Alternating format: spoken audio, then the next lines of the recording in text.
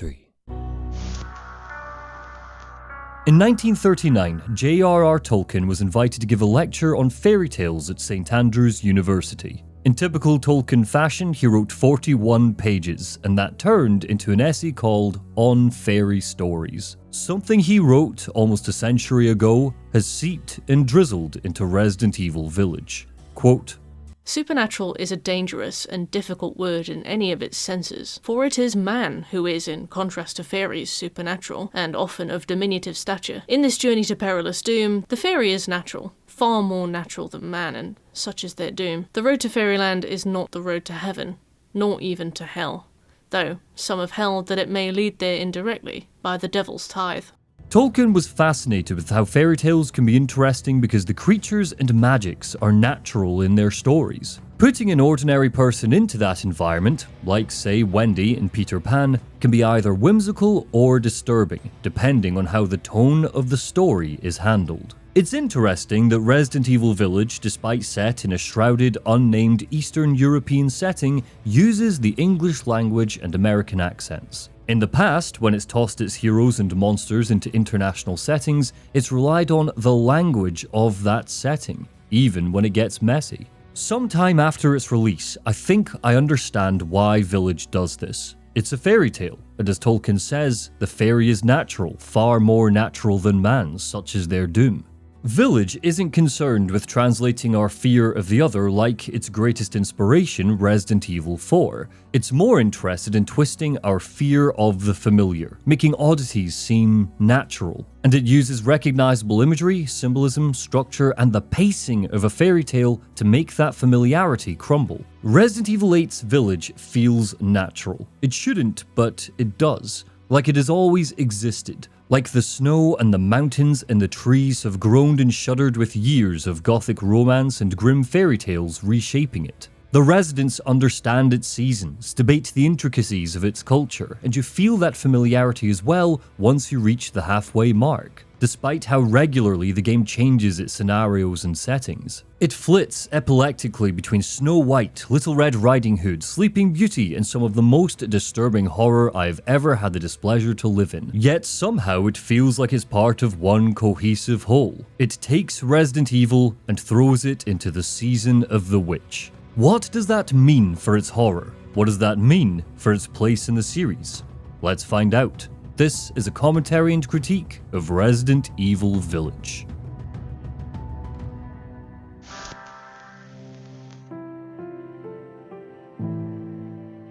Resident Evil, for the most part, often operates in the surreal. Raccoon City was a Midwestern town that operated on fantastical clockwork mechanisms through its strange puzzles and architecture. Rockfort Island floated on dreamy medieval cruelty. Resident Evil 4's Valdolobos smashed modern gizmos into an isolated community out of time. Village focuses on the old and the fabled. Long ago, a young girl went with her mother to pick berries for her father, who was hard at work. Setting up a folktale in the Village of Shadows is absurd and sets that surreal tone. A young girl visits four beasts, the Bat Lord, the Weaver, the Fish King, and the Iron Steed, before accidentally wronging them and being snatched away by a witch. As a story, the Village of Shadows toys with classic fairy tale structure. In 1928, the Soviet folklorist and scholar Vladimir Prop highlighted the typical functions of folktales and fables. There are 31 in total, but he typically grouped them into 8 stages.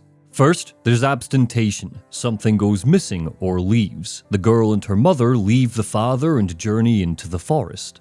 Then there's interdiction. A command is given to the main character. The mother tells the girl to stay with her, but we very quickly hit Stage 3, violation. Our hero breaks the command with repercussions. She ditches her mother and meets the four lords. Reconnaissance, where the hero seeks information and completes tasks, typically in 3s, 4s, or 7s. The girl meets the four lords and collects gifts from them. Then Stage 5, villainy. A villain brings about physical harm, either to the hero or a loved one. The witch appears and descends on the little girl, trapping her inside a mirror. Stage 6, mediation. The current hero or a new hero prepares for a showdown with the villain. This is where the father appears to battle the witch. Stage 7, Punishment. The villain is defeated and punished. The father burns the witch, not just killing her, but destroying her forest as well. It's when we reach the final stage, Wedding, where the hero is rewarded for their actions, that the story weaves away from Props 8 conventions. The Village of Shadows doesn't give us this. The father stays behind and dies. The family don't gain anything from the adventure. Why is this interesting? Those of you who've played the game likely know already, but Resident Evil Village's story also follows Props 8 conventions, with one important exception. We moved here so that you wouldn't have to deal with any of that, remember? There's nothing wrong with my memory. You're just being paranoid. It's not... Never mind. I'm sorry. What sort of fairy tale hero is Ethan Winters? Resident Evil 7 set him up as a regular guy, a civvy that gets thrown into horrors he's woefully unprepared for. When Village opens, he's at an upgrade, trained by the Alpha himself, Chris Redfield. He, his wife Mia, and his daughter Rose have been put into hiding by the BSAA, fearing that they would be a target for international bioterrorist organization, The Connections. Paranoia dogs him. The time spent in the Winters house flags his caution, collecting books on gun ownership, checking the front door is locked, nervously muttering that it's not paranoia if they're really out to get you. Medication in the bathroom, bottles and bottles of wine littered around the dining area and kitchen, the mirrors are smudged or completely covered altogether. The latter is due to the game's desperation to keep Ethan's face hidden from the player, but we can also connect it to this motif of fairy tales, of supernatural villains wanting to conceal their reflections. Ultimately, it's all a means of reinforcing that Ethan is struggling with the events of Louisiana, despite it being 3 years later. Props heroes typically fall into one of two camps. The Seeker, someone who fights evil on someone else's behalf, and the Victim, someone who directly suffers at the hands of the villain. Chris Redfield will eventually and clumsily embody the Seeker. Ethan is a victim, in ways he understands and will never learn. It's clear that Mia hasn't told him about her past as a bioterrorist. Surprisingly, it seems she was able to keep her connection to The Connections a secret from everyone, including the BSAA. Which might explain why I felt nothing when Chris Redfield and his team broke into the house and shot her in the head. Not a great experience for a guy living with PTSD and paranoid that a criminal organization will attack him any day now. Props' first convention, Abstentation, appears. Ethan's fairy tale begins with something going missing and someone leaving. Mia dies, and Chris kidnaps Rose, leading into the game's biggest mystery and its biggest fault. Nobody ever tells Ethan anything. No wonder the guy wanders about like a bloody womble during his travels. No wonder he keeps gasping.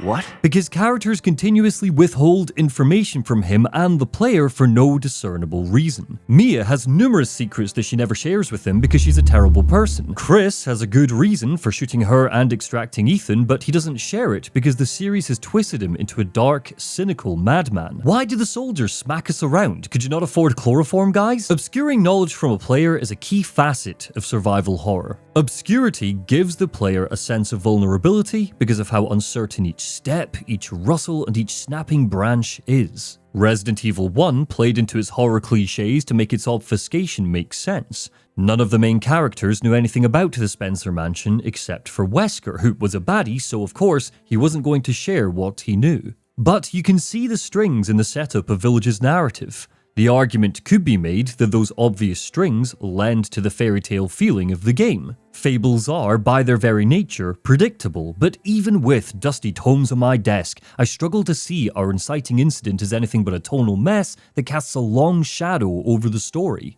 It feels surreal, but not in a way that's purposeful or disquieting. Chris's ambush aside, Village has a very patient opening. Between the fairy tale, the sequence where we put Rose to bed, the long walk through the woods, the cabin, and the daytime exploration of the village, it broods, all building to an explosive, bloodthirsty introduction to the monsters. This is where Village gets obscurity and surrealism right. The convoy carrying Chris, Rose, and Ethan crashes. Everyone is gone. Ethan is unarmed, unprepared, and alone in the woods. Slowly, the old blows into the world. Resident Evil 7 was bound together by the disgusting. Resident Evil 8's emphasis is on the past, a world where fairy tales can come true.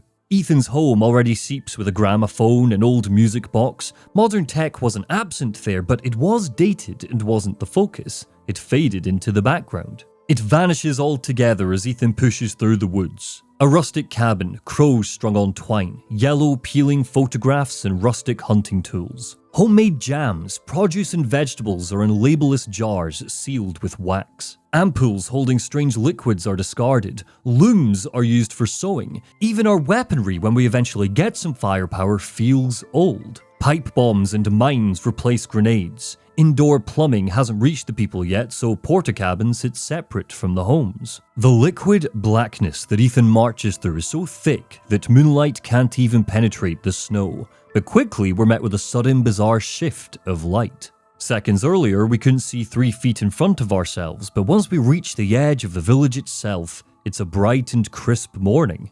Only a few minutes have passed. It's like this space exists out of time, its own little capsule removed from the world. It's Neverland, Wonderland, any fairy tale space that speaks to you, but this dramatic reveal sets up how isolated Ethan is because the village signposts to us that it doesn't exist in the world we once knew. The fantasy sits isolated. The gothic castle in the distance, the ramshackle huts below, the periodic windmills and the overbearing mountainscapes capitalize on all of this. The village is shut off from outsiders, hidden away. It lays out the 24 hours that wait for Ethan, landmarks and goals to look out for. The story takes place over one full day, and as that day turns to night, as we work through the story, the old slowly peels away and is replaced with the new. A rickety village and gothic castle turns into an 18th century estate, which turns into a derelict 19th century reservoir, which turns into an industrial factory. While that factory is full of modern tools and sci-fi instruments, the first part is still old architecturally. The details sit it in the middle of the 20th century. A war-era tank sits in the yard. The cars are rusted and weathered. A tractor looks like it was torn out of the 1980s. It isn't until the closing chapter, when Chris Redfield returns with his team, that we're thrown into the tech of present day with all of his military hardware.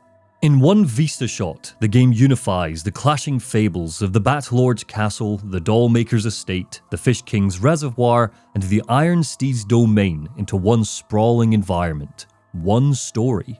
It's all part of the same surreal mythical landscape. Ethan Winters has entered the world of the fairy tale.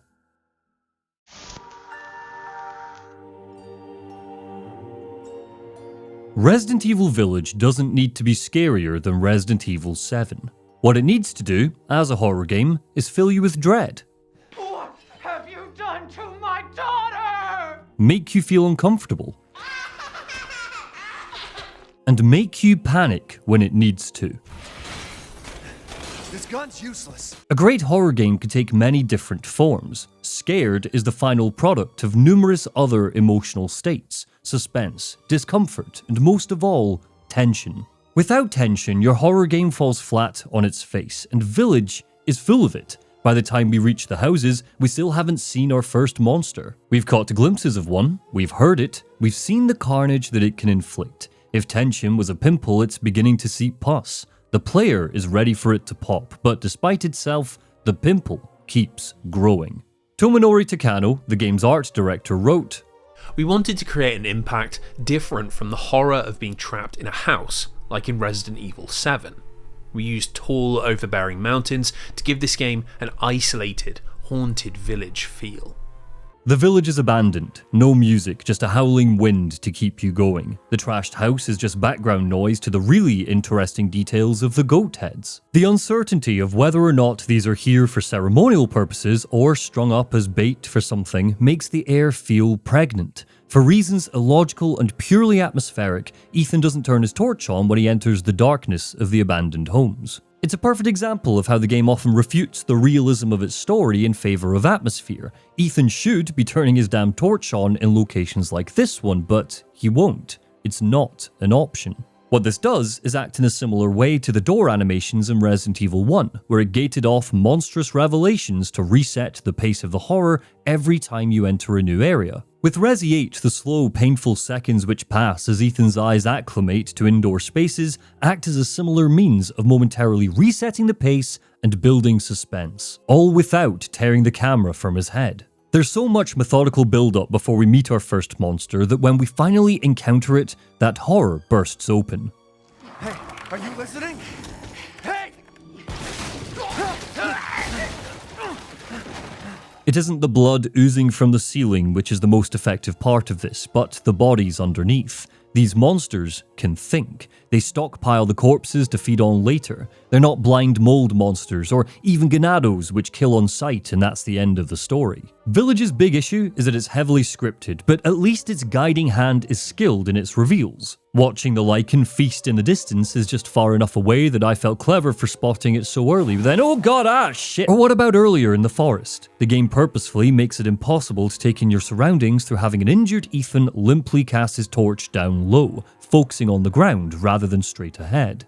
It creates a sense of claustrophobia in what should be vastness. Your attention is on the gloom, the spatter of blood on the snow. So when you suddenly walk into a dead crow tied to a rope, it's a simple, organic jump scare. The game tricked you into playing a certain way. My favorite example of this comes from later when the game opens up. In the village, we find a locked safe and a note stating simply, "Look out the window." If we do, we see numbers on various objects, and if we line them up, then we get the combo. But just as we line them up, boom, lichen jump scare. There, control isn't ripped away. The game just responds to player input without forcing our hand. This is an optional puzzle. I chose to look out the window. Mechanically, there are some changes from Resident Evil 7. Village isn't a fast-paced game, but it is faster than Ethan's last adventure. Pushing through doors is fluid now. In Resi 7, he'd slam into them and his speed would slow down for a second as he did. Now, he can glide between rooms quickly when being pursued. In the Baker estate, there was an aching paranoia to solving puzzles or crafting ammo because a monster could get you while you rummaged around in your bag. Now, the inventory system falls back into more classic Resident Evil design. The world pauses around you. The way scripting is handled isn't as impressive as it was in Resident Evil 7 either, simply because there aren't variables this time. Pursuers can get cheesed on barrels, they don't burst through walls or cut down doors. Later, during the fight with Lady Dimitrescu, she smashes into a tower and we need to run up some stairs as she chases us. That happens in a cutscene. Ethan turns and races up the stairs without the player. We're not forced to make a choice. That does dull the horror. Soon, Ethan will have his hands bound and restricted, forcing him into an on-rails chase from a pack of lichens. The lichens could follow and peel the skin from his face if they wanted to, but because of how on rails this is, they seem to be too busy sniffing their own arses to be a serious threat. It feels gamey and artificial. It's not quite as egregious as, say, Resident Evil 3 Remake, but these moments stand out because the mechanical tension is so strong elsewhere.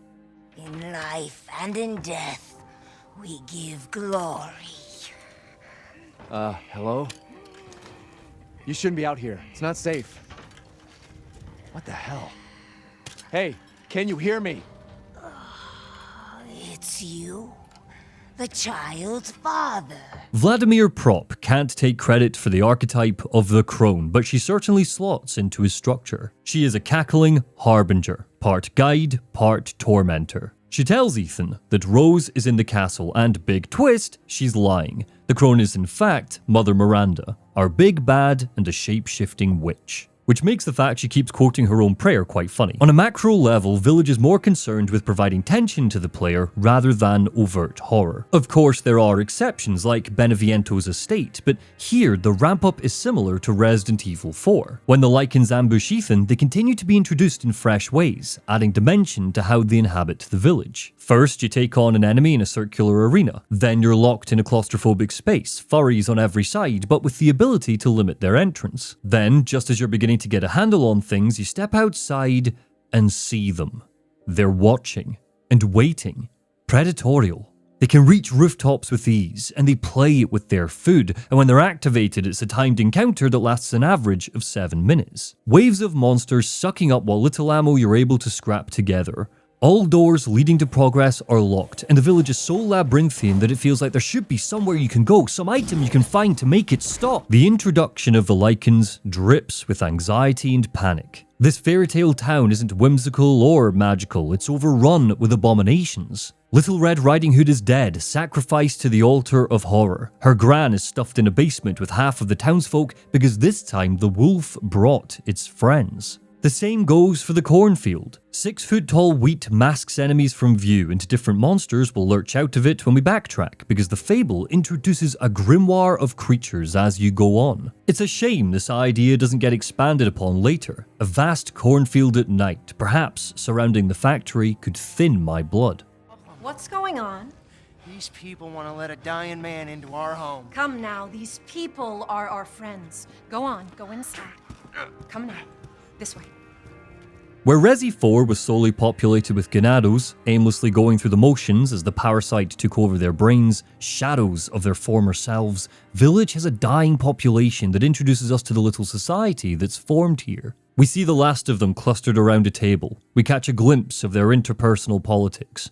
Anton is the town drunk, Louisa is devoutly religious. They clash over the intentions of the crone. We get to witness their prayer to Mother Miranda, providing meat to their cult. Just because the villagers are human doesn't make them any less of a fable. Leonardo grumbles at us, Anton barks at us, a gun is pointed in our face. Hell, earlier, before we even meet this group, the villager who offers a weapon is disgusted when he learns we haven't come to town armed. We're treated with the utmost suspicion. They refer to Ethan as an outsider numerous times, with nobody bothering to ask his name because they suspect he'll be dead soon anyway. Ethan is the other to them. To fairy tale creatures, man is the supernatural, the devilish threat. Structurally, this whole sequence has an ebb and flow of hope dipping into a sick loneliness. We meet the group, hooray, but they're slaughtered, damn it. But we've met a friend in Elena, hooray, but she lands a fiery death, damn it. Oh, but there is someone left after all, hooray, but the enigmatic Mother Miranda eats his heart. Damn it! Props second and third fairy tale conventions appear here. Moments before her death, Elena warns Ethan not to go to Dimitrescu Castle, our interdiction. Ethan ignores this warning and goes to the castle anyway with grave repercussions. Our violation. You mean you'll screw around with him in private, and where's the fun in that? Give him to me, and I'll put on a show that everybody can enjoy. Oh, so gauche. What do we care for bread and circuses? The man thinks suffering is assured. Gag, if a man's dick is cut off in the castle, blah, blah, blah. Bound and chained, Ethan is brought before Mother Miranda and the Four Lords. They slot into gothic horror archetypes. The vampire, Dr. Frankenstein, the malformed helper, the mentally ill shut-in pulled straight from a Bronte novel. But the game also continues its fairy tale themes in their individual characterizations. The repercussions of Ethan ignoring Elena's warning is, of course, the meeting of our storybook villains. Lady Dimitrescu, the prototypical evil countess/stepmother, Donna Beneviento, the quintessence of the craftsman, or in this case, woman, Salvador Moreau, the merman, and Mother Miranda, the witch. Carl Heisenberg, able to control metal, is our rogue element. Neil Newborn stomps about with an abominably large hammer, hamming up every scene with his best Nicolas Cage impression. This marks a return for him, having previously played Nemesis and Nikolai in Resident Evil 3 Remake. He's the least fairy tale-like of our lords, not fitting snugly into a trope. But his agency later in the story and his deep-seated hatred for the rest of our freaky family makes that feel intentional. Heisenberg has a reluctant alliance with the others and has a particular distaste for Dimitrescu. If Miranda is the mother, the lady and the metal man are pitched as the big brother and sister. Beneviento and Moreau round off the annoying younger siblings. The theme of family lends nicely to a fairy tale and nicely to Resident Evil as a series. Strip away the monsters and viruses and you'll typically find plots pulled from soap operas. Resi 2 put the Birkins at the center of its story, exploring how a family unit can break down when work takes priority. Code Veronica used the Ashford and Redfield siblings to contrast brother and sister relationships. Resident Evil 6 brings in daddy issues through Jake Mueller and Sherry Birkin. Resident Evil Revelations 2 uses Barry and Moira to ask what happens when a child stops seeing a parent as a parent. Resident Evil 7 twisted up family archetypes with the Bakers. Resident Evil Village is all about parenthood. Miranda and Ethan are a mother and father battling for the custody of a child. Dimitrescu has successfully molded her adopted daughters into a reflection of herself. Heisenberg fathers abominations that he sees as tools, not children. Moreau has an unhealthy relationship with a mother figure in Miranda. Beneviento self-destructs after the tragic death of her sister and parents. Every single one of these familial motifs have a parallel with a fairy tale, and those parallels bring a narrative oppression as well. All of the lords are over-familiar when it comes to Ethan. Miranda's children and grandchildren seem to know his entire personal history. Dimitrescu's daughters know exactly who he is, why he's here, and what he's been through. The lady herself remarks, "Let's see how special you really are." Heisenberg proclaims, "Let's see if you're as strong as they say."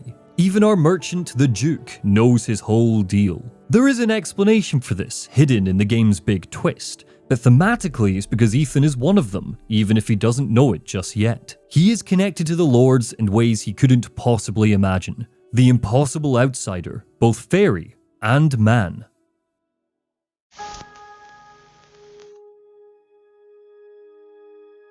A few days before Village dropped, the game director, Morimasa Sato, was interviewed by IGN and discussed the game's approach to beauty. Quote, I think that beauty and horror don't have to be mutually exclusive. Castle Dimitrescu, for example, is gorgeous at first sight, laden with beautiful furniture. However, if you take a close look, there might be something eerie lying on the table. When you see a patch of blood on an otherwise elegantly decorated wall, the beauty of the wall gives the blood a stronger impact. By adding a sense of beauty that wasn't present in Resident Evil 7, I think we can make the presentation and atmosphere even more horrific. It's how jarring the beautiful and the horrific are that stands out in Castle Dimitrescu. Just like with the Spencer Mansion in 1 or the majesty of the RPD in 2, both beauty and disgust in Resident Evil games has never been an act of subtlety. Where 7 is so in your face with its rot and sepsis, 8 is primarily concerned with how it can contrast its foulness with how gorgeous it can be. 7 yelled and berated the player in its first few hours, forcing you to eat disgusting food, shoving a knife in your mouth, giving you environments that decomposed. Once it got going, it rarely ever relented with how over-the-top its gruesomeness is.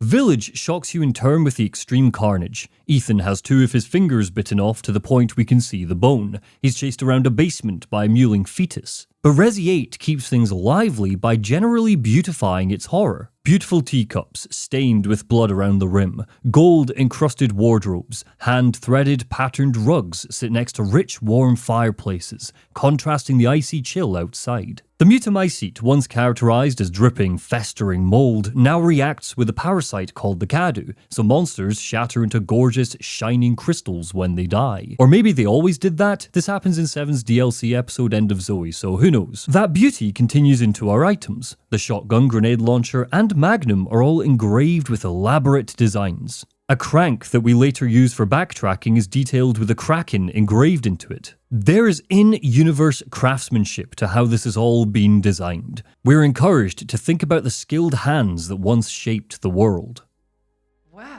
Well, Ethan Winters. You escaped my little brother's idiot games, did you? Let's see how special you are. Bella, Daniela, and Cassandra, Dimitrescu's daughters, capture Ethan and take him to the lady. She tastes his blood and curdles. Is something wrong? The castle is a fascinating, gorgeous setting. Both above and below is doused in malignant reds, and the lack of signposting in the level design means that the player is encouraged to lose themselves in its decadence. For the most part, the player is left to their own devices. Find keys, solve puzzles, consider backtracking through areas in case they missed a clue. You're given your objective to find and collect the 4 masks, and then you need to rely on your map and your sense of space to muster through. So, with that in mind, here's a question. Why do we like old buildings so much in Resident Evil games? Ashford Manor, Castle Salazar, the RPD, Spencer Mansion. Why do we gravitate to these spaces so much? Part of it is in the contrast of luxurious architecture with dark secrets. An illustrious painting of Lady Dimitrescu is terrifying because its beauty is sat by side with a dungeon overflowing with blood. The lovingly crafted statues we need to retrieve the masks from are polished marble, but they portray an exploitative scene of a maiden being murdered. Your journey into the catacombs has a little glimmer of hope seeing the white snow, the outside world from within the dark dungeon filled with torture devices. But I think there's another reason. An old building has more potential for twisted, dark secrets than a modern building like a military base or a ship, simply because it's existed for longer. There's a potential around every corner for more scares, more lore, in everything, from the statues to the paintings to the diary entries you might find. That potential is scarier than anything else because it leaves so much up to a player's imagination.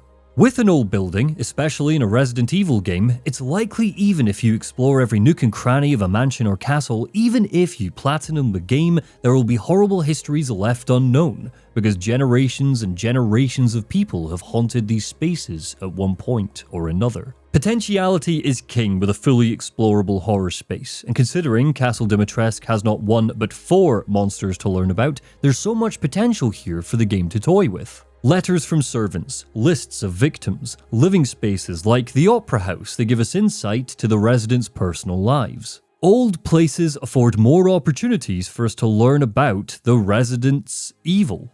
We find an old book by the architect George Trevor in Ethan's home, a book looking at the architecture of Eastern European castles. It seems he was just as enamored as I am by old spooky settings, and it implies that Castle Dimitrescu's mad design served as inspiration for the work he later did on the Spencer Mansion. That's a messy reading, I admit, because we know Trevor based the mansion off Spencer's own castle, but in the grand scheme of the franchise, the village is ground zero. Umbrella CEO Oswell Spencer studied under Mother Miranda just before he discovered the progenitor virus.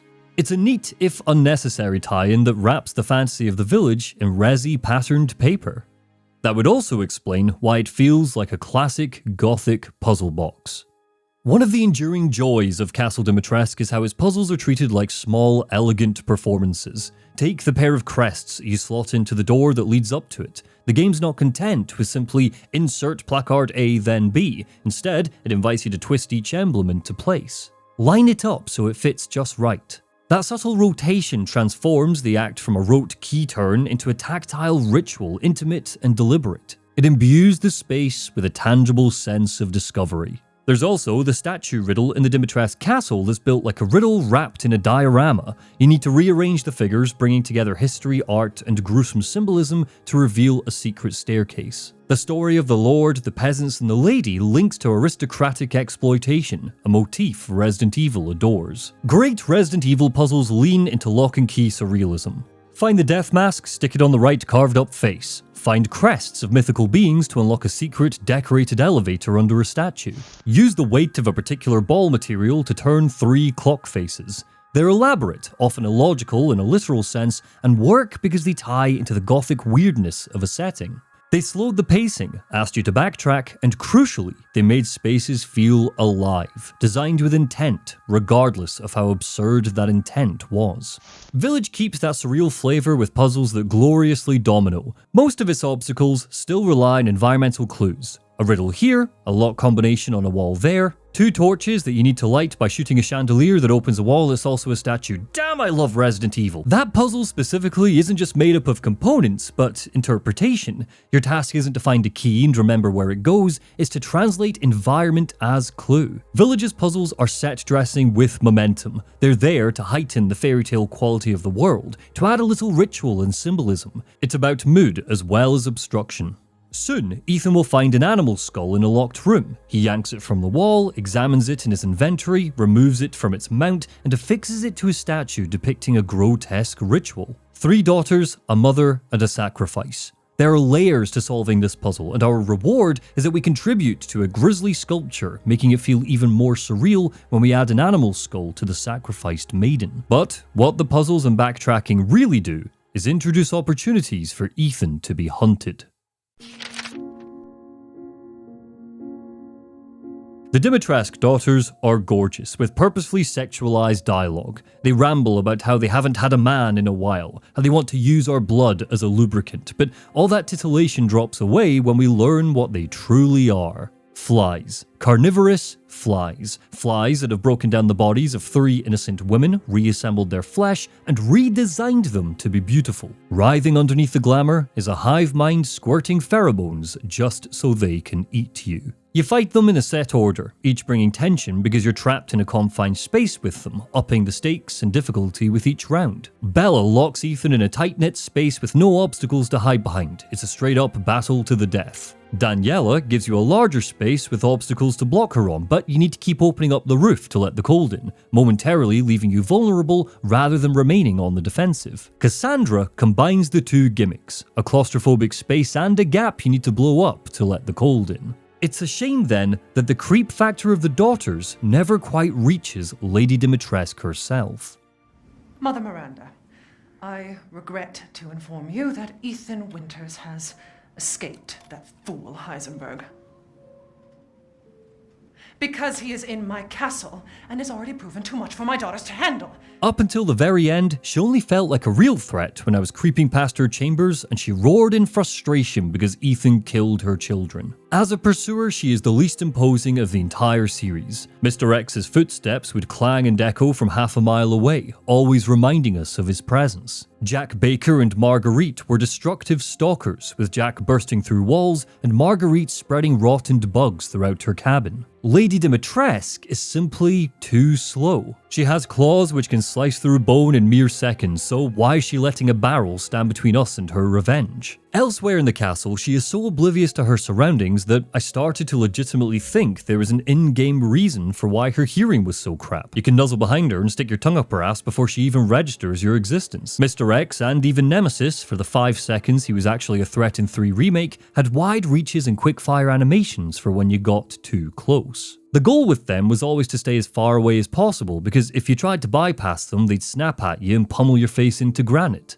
Dimitrescu spots you, takes a second to apply some makeup, think up a witty quip that often repeats, and then attacks. It spoils the immersion that's been so carefully cultivated up until that point. Dimitrescu is old, so she carries decades of potential. Unfortunately, despite effectively becoming the mascot of the game, she doesn't get long enough to really be explored. She's of aristocratic descent, hinted to have once been a jazz singer, and her lust for blood doesn't come from any vampiric origin, but a rare blood disease that means she needs infusions. She is pulp and promenade, with a scientific explanation that could just be Renfield syndrome, but is part of the fun here to see Capcom bend over backwards to give their fables scientific explanations.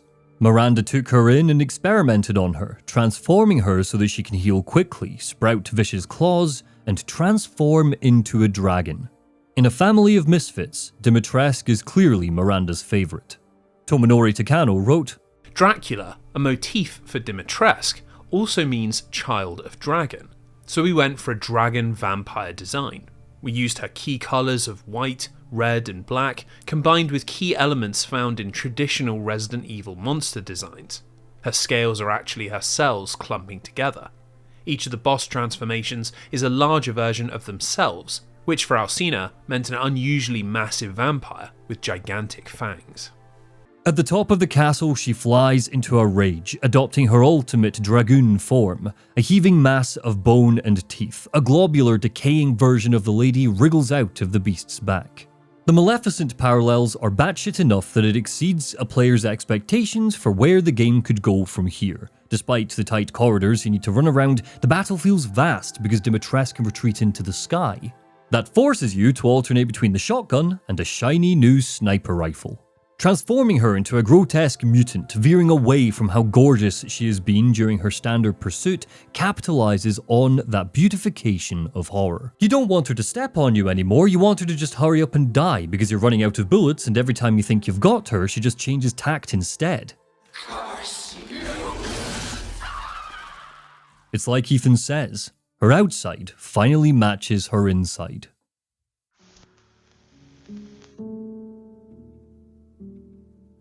Castle Dimitrescu doesn't have a plethora of lore, not like the gothic buildings of previous games, but it has more lore in its bloodied halls than the other Lord's areas combined.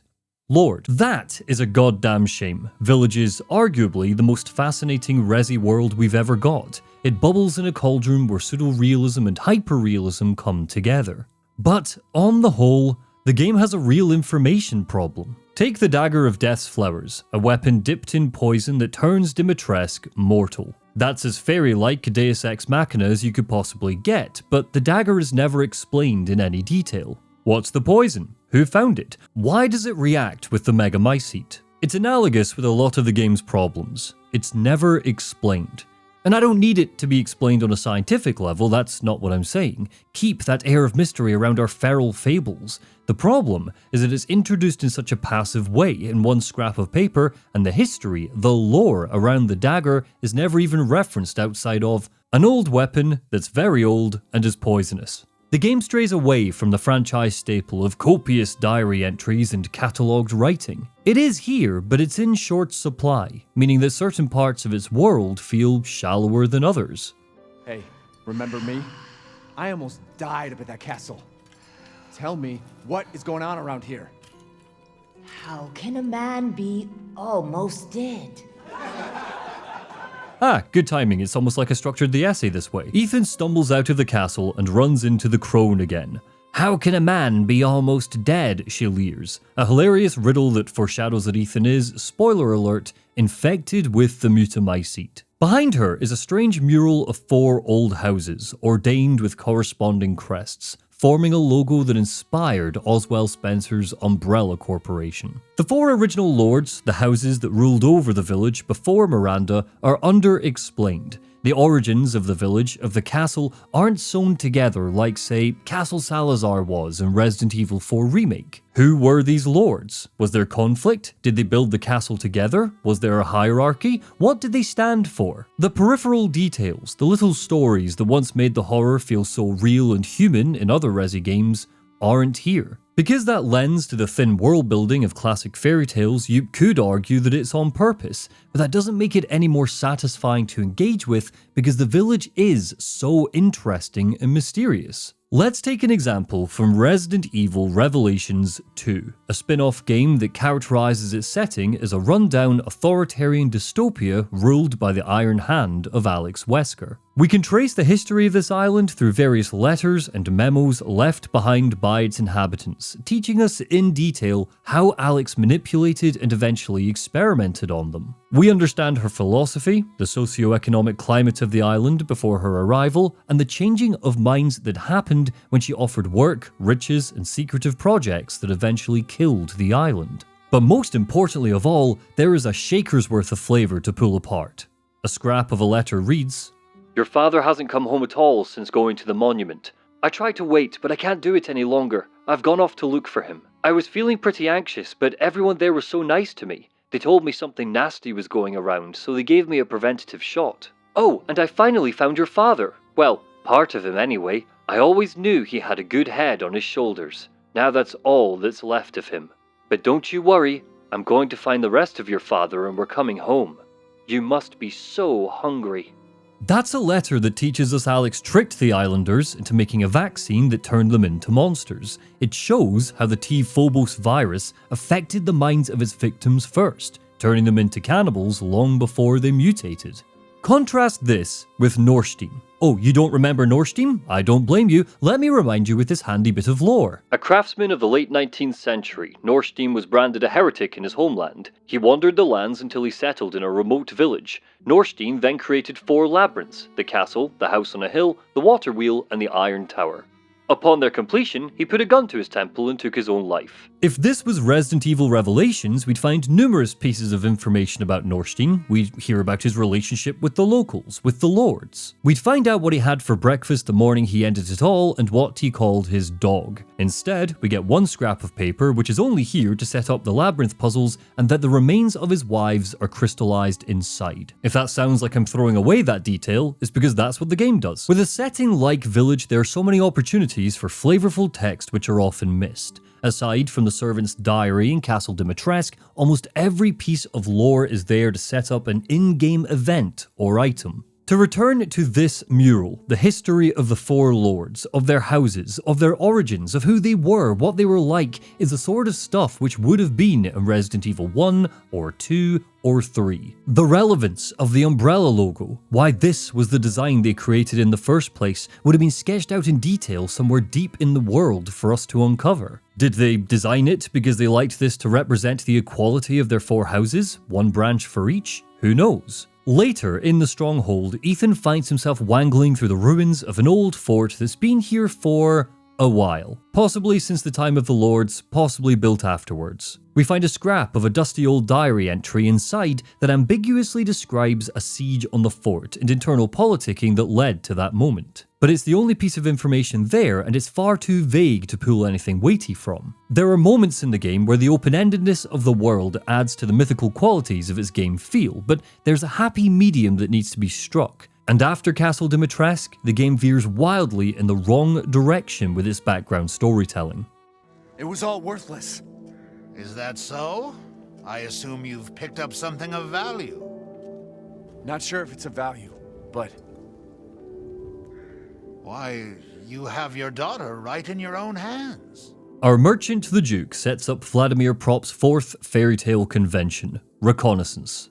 This is where the protagonist seeks information and needs to complete tasks, typically in 3s, 4s, or 7s. For mysterious reasons, Miranda has ripped Rose into 4 pieces and gifted a piece to each lord. The Duke is an enigma, a strange friend, guide, and eventual savior. He's Prop's donor, a character that gifts the hero with an item or resource, whether it's information, weapons, or a magical object. In fairytale terms, he's Mary de Morgan's peddler or Joseph Jacob's salesman who sells Jack the magic beans. A duke ranks higher than a lord in traditional hierarchies, and he has his own crest, emphasizing an owl. Much like his old friend, Resident Evil 4's merchant, Duke remains a mystery by the time the credits roll. Ethan eventually asks what he is, and all he can offer is a quiet chuckle. He barely knows himself. While his physical appearance is lacking in lipstick, his fancy collection, his wagon, his UI is illustrious and elegant, right down to the calligraphic font that's used. Just like with Castle Dimitrescu,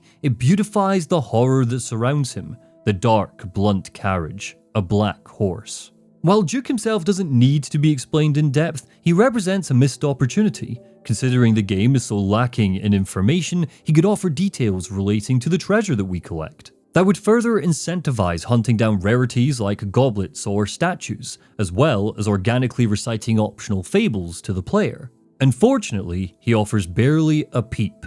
If we find the 2 pieces of a wooden doll, the description tells us it's a complete antique doll of a young witch based on a local legend. What is that legend? If the Duke knows, he never tells us. The crystallized remains of the lords offer quick, throwaway comments that tell us very little.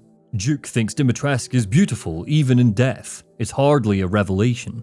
Treasure hunting is a major part of the game's loop. Jewels, goblets, and rings strengthen Ethan through the shop, but there are weapon mods or brand new guns to find if we're willing to take the time. Each lord has their own zone that we can't return to after conquering, but the village branches out the longer we play, with numerous secrets, optional hiding spots, and glorious treasure to collect. Some key items, like the well crank, are useless in the main campaign, reserved just for finding resources. Each lord has a secret treasure to unravel with associated puzzles or mini-bosses to fight. In Dimitrescu's dungeon, we can light the chandeliers to find an azure eye. Combining it with the silver ring gives 12,000 lei, and if you examine it, that eye stays fixed on you as you move it around.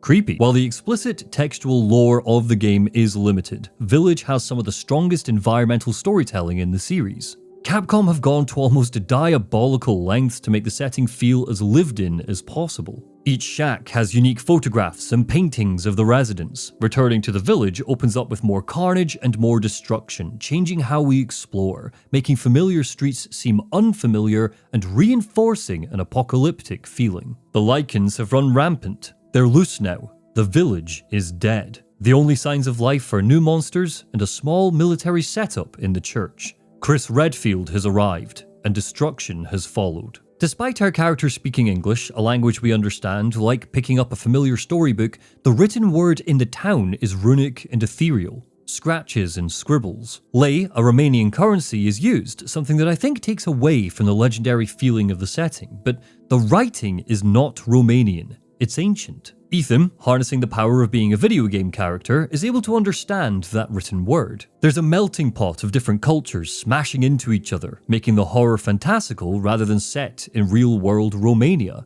In Beneviento's house, I found Italian writing. During our early hours in the village and on return visits, we constantly see garlic hanging above the doorways of the houses. Considering how much Capcom doubled down on sexy vampire ladies in the marketing, you're likely going to think that these are up for protection from the Dimitrescu daughters, but when you venture into Castle Dimitrescu and come across the kitchen, you see numerous strands of garlic hanging delicately over human meat. The garlic wasn't to protect the villagers, it was to flavor them, to cover their clothes, their homes, their bodies with the smell. Dimitrescu seems to have tricked the common folk into seasoning themselves. All of the enemies in Castle Dimitrescu are female. The men have been harvested for their blood, relegated to scarecrows in the vineyard. This, combined with the constant references to Ethan being a man thing by the ladies of the castle, flags that the lady favoured female subjects to experiment on. If we return to Norstein, we can find a broken, splintered version of one of his puzzle boxes. It's based off the castle's annex. A failed first attempt? Or did he have a secret fifth wife?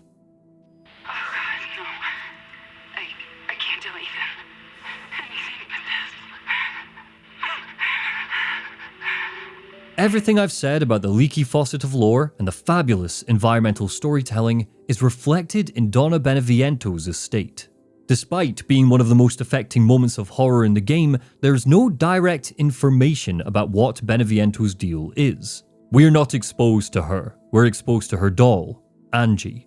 And even then, Angie is only on screen for a few moments. But as nice as concrete information would have been, and I do think its absence is felt once you take her down, there are lots of lovely little details that encourage the player to, at the very least, pull together the Dollmaker's vibe.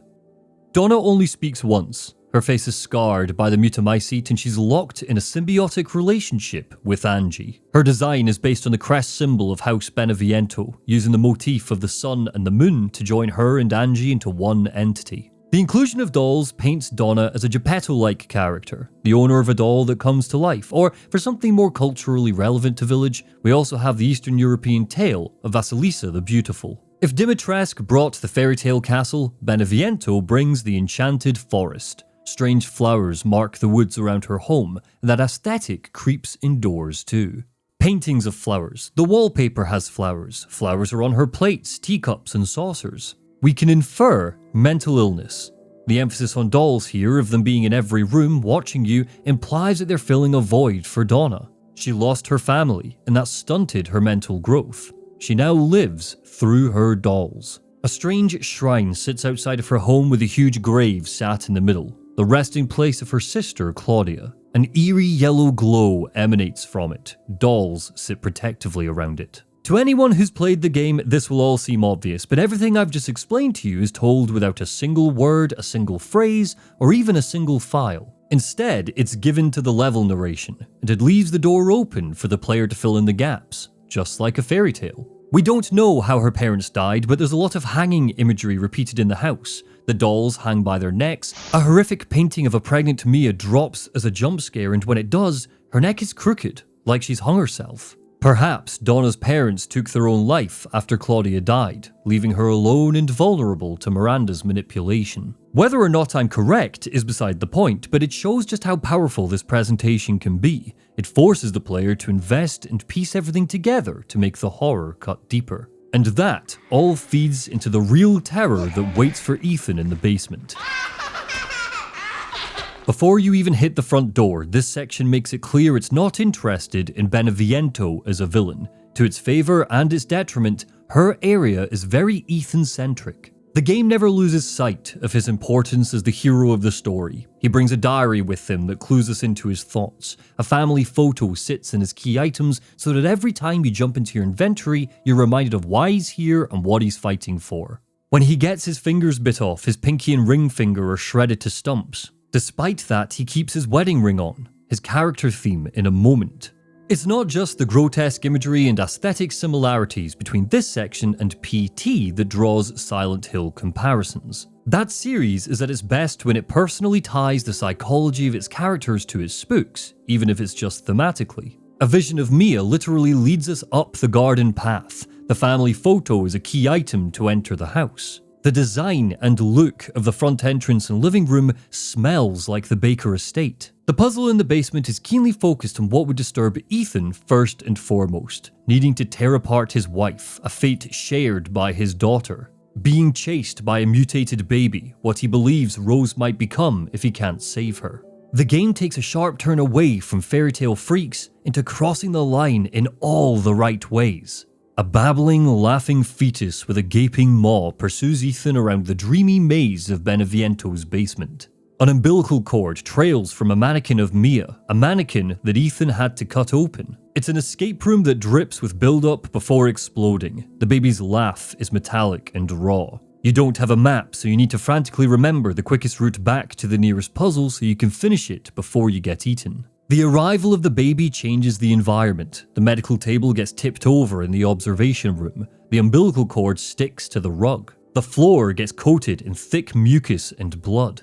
The baby, through dint of being so distressing in design and execution, proves that parts of Village still have bite, even when you know what's coming. But unfortunately, we are so on edge after the sequence in the basement that confronting Beneviento is underwhelming.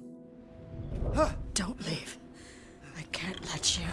Hide and seek against a house full of dolls that try to kill you sounds great in principle, but it takes aeons for them to actually attack. Here I am, trying to capture footage of them rushing me, and I had to sit on my ass waiting for the attack to trigger. When the dust settles and Donna is defeated, it's like the developers forgot that she was even here.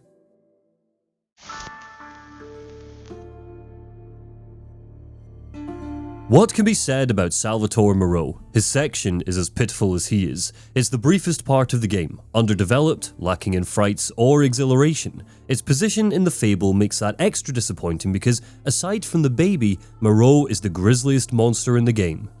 Don't screw with me! Wait, please. If you take it, then the others will laugh at me. Moreau is a merman, a fish king. He isn't glossy, he isn't beautiful, he doesn't look anything like Jason Momoa, and it's enough to ask Capcom for a refund. He's the antithesis of a merman in his looks, but his mollusk-like body, rubbery fish lips, and bones fashioned into a makeshift crown put a really intriguing spin on the classic fable. He's far removed from how calculated Dimitrescu, Heisenberg, and even Beneviento are, but that doesn't mean he's mindless. Horrific experimentation on the locals position him as Miranda's chief scientist, but it seems like he doesn't fully understand what he's doing, mashing square pegs into round holes in the hope that one day somehow he'll make Mother Miranda proud. He leaks in both visual design and tension, because the scariest part of his area is when you turn a corner and see the Duke squeezed into this room. Moreau suffers from a similar issue to Beneviento. There's simply not enough here to make him dramatically interesting, especially when compared to the other lords. Where Beneviento's estate used its environmental storytelling to dilute your disappointment and morph it into something closer to abject terror,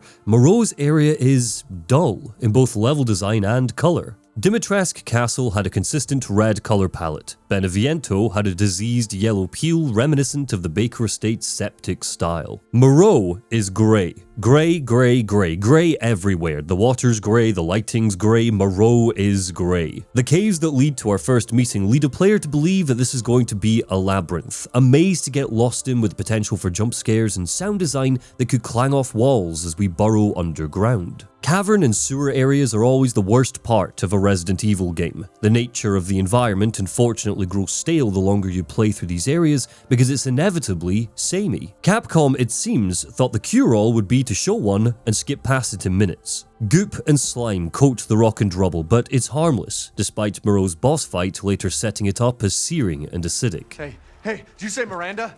How are you involved? Leave it alone, Ethan. You are out of your depth.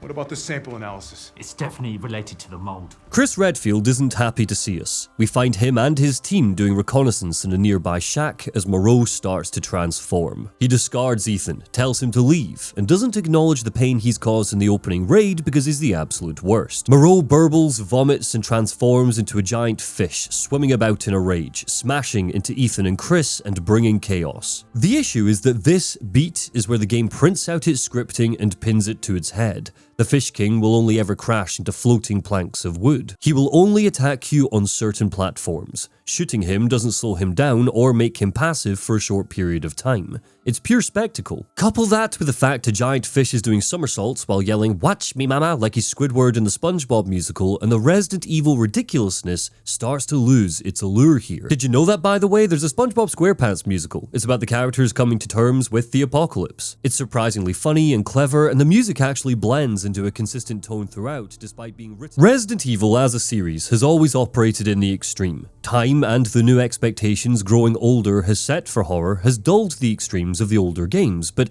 extreme, spelt with an X not an E, has always been at the forefront of the series, particularly with how it's portrayed bodies to us. Hunters' long arms were out of sync with their short torsos. Tyrants traditionally have tiny pea heads in contrast to their lumbering size. In Resident Evil 7, Marguerite's transformation leads to a grossly inflated womb, stubby legs, and arms that stretch into the abyss. The shock of Dimitrescu's height lends to those extremes as well. Just because her arms and legs are proportionate doesn't mean this isn't body horror. Moreau's form is bloated in relation to his tiny stick limbs. It's not just the drooling drizzle of goo that makes him so gross, it's how disproportionate he is. This philosophy doesn't carry into all of the game's monsters though, so let's open up the Beastiary and see what's inside.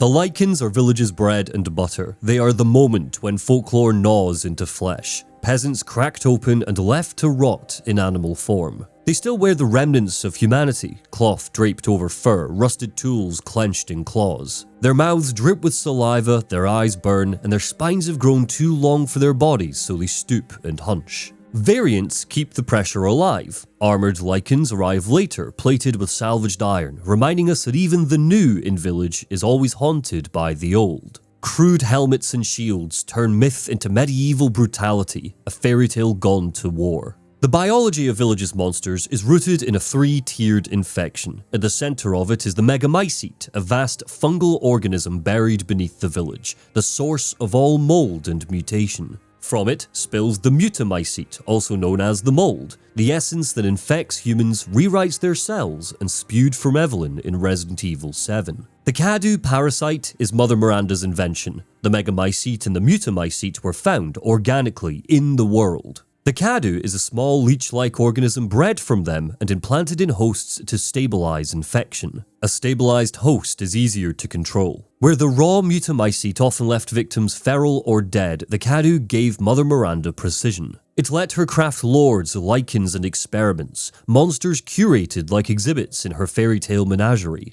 The closer she got to her goal, the more outrageous the creatures became. Lichens were just the start. Everything went wrong when she let her lords take over the experiments. A gigantic wolf with a name pulled directly from Romanian folklore. Varkolac, a werewolf-vampire hybrid said to devour the sun and moon during an eclipse. Matted fur, a jutted jaw, an impossible size with shackles at twisted angles. The Varkolac brings escalation in Moreau's reservoir. We typically encounter it in cramped spaces with huts to hide in. Where the lichens watch, the Varkolac hunts. You'd think its size keeps it from leaping onto rooftops, but fear comes from surprise. Later, the Varkolac Alpha takes that even further, a supersized pack leader, a living legend. Every fable has its king of beasts. When the game unveils one in the cornfield, the fairy tale folds into horror. We are Little Red Riding Hood stepping off the path, but the wolf isn't in Grandma's bed. It's taller than the wheat, circling us, waiting.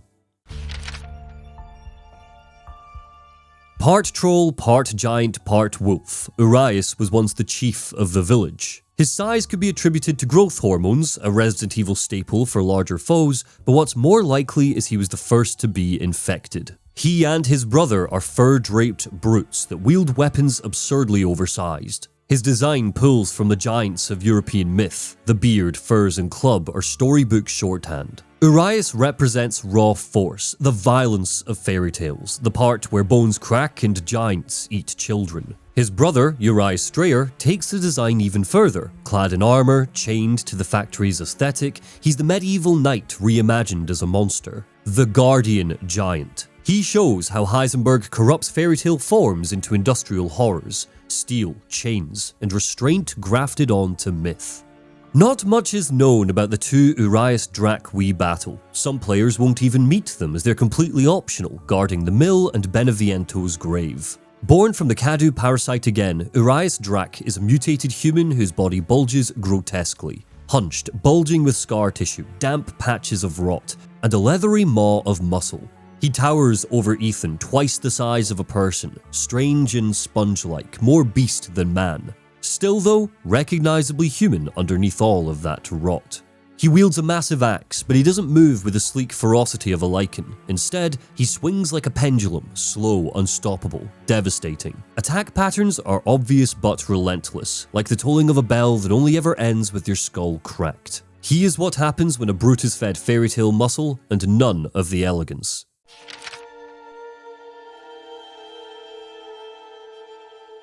The Moroweka are village's zombies with a folkloric tilt. Their name is borrowed from Romanian myth again, a kind of vampire or restless undead. At first, they seem like classic Resi fodder, shambling, groaning, biting, but the lore and Capcom's own breadcrumbs twist them. A maiden's note found in the castle reads, "I was shocked to see the other staff were all women." Sure enough, every Moroweka in the castle is female. Dimitrescu harvests the men for blood. The women she turns into shambling wretches, eternally bound to her service. It's gothic aristocracy at its cruelest, men drained dry, women enslaved as husks. There are male variants too, often bursting from the ground in graveyards and crypts. The village offers them as stripped peasants, buried and forgotten, but when Heisenberg gets his claws into them, he bolts on crude iron implants.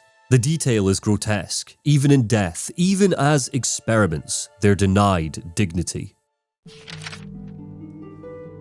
If the Moroweka are the shambling undead, then the Samka are their harpies. Named after another Romanian spirit, the Samka, a terrifying demon woman said to attack children in their sleep. These monsters sprout wings, twist torsos, and pierce with a screech. They're airborne predators, pestering Ethan in open spaces. Mechanically, they're not the most dangerous, but their shrill cries and erratic dives make them unsettling. They circle like vultures. They look like something stitched together in a fever dream, skeletal frames stretched thin, claws grasping at the air. They're reminders that in folklore, monsters don't always stay politely on the ground. They come from the sky, from the corners of vision, from the nightmares of childhood. If Dimitrescu and Beneviento lean on aristocracy and fable, Heisenberg rips fairy tales apart and bolts them back together with iron. His soldats are Frankenstein's children. Each one begins with the Kadu parasite, but Heisenberg augments them with machinery, pistons, drills, armor plating, flesh stapled to steel. He feeds them meta-albinum, a compound designed to make their bodies withstand industrial grafting. The result is grim. Kadu reactors beat visibly from their chests, their one glaring weak point. What makes them a challenge is that they learn. They cover that weak point as they approach, forcing Ethan to bait swings to get close and to risk everything. Danger in every step. Excellent. Godot has begun adhering to the nervous system. It's progressing even faster than before.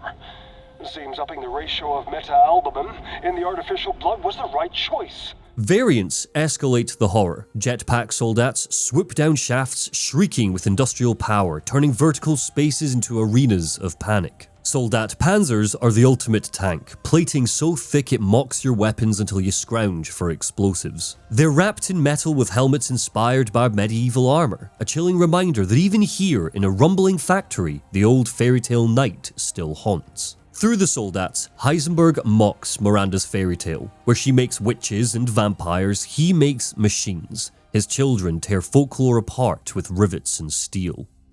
You're the last asshole in my way, aren't you? You've got fight.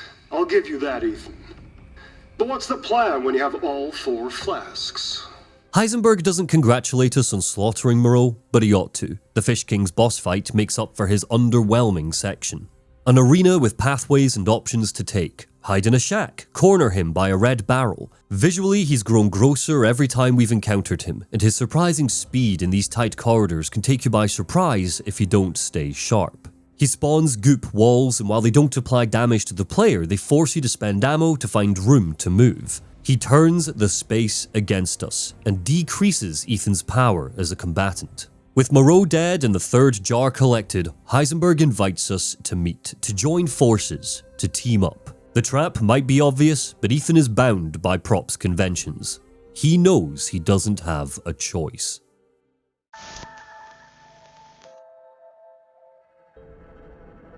Resident Evil Village is not an action game. With an action game, the primary mechanic is the combat itself. Despite what your memory might tell you, the blasting moments are, at most, given over to a third of your playtime here. The majority of that time is in the stronghold and the factory, Ethan's next stop. But there was a time where it almost was an action-packed fight fest. In a wonderful show of transparency, Capcom released a video called The Making of Resident Evil Village, The Internal Struggle. In that video, we caught a glimpse of what happens when developers and testers don't see eye to eye. QA manager Shutaro Kobayashi commented on an early draft of the game, saying, "The combat was frustrating, boring, and incredibly tiring to play.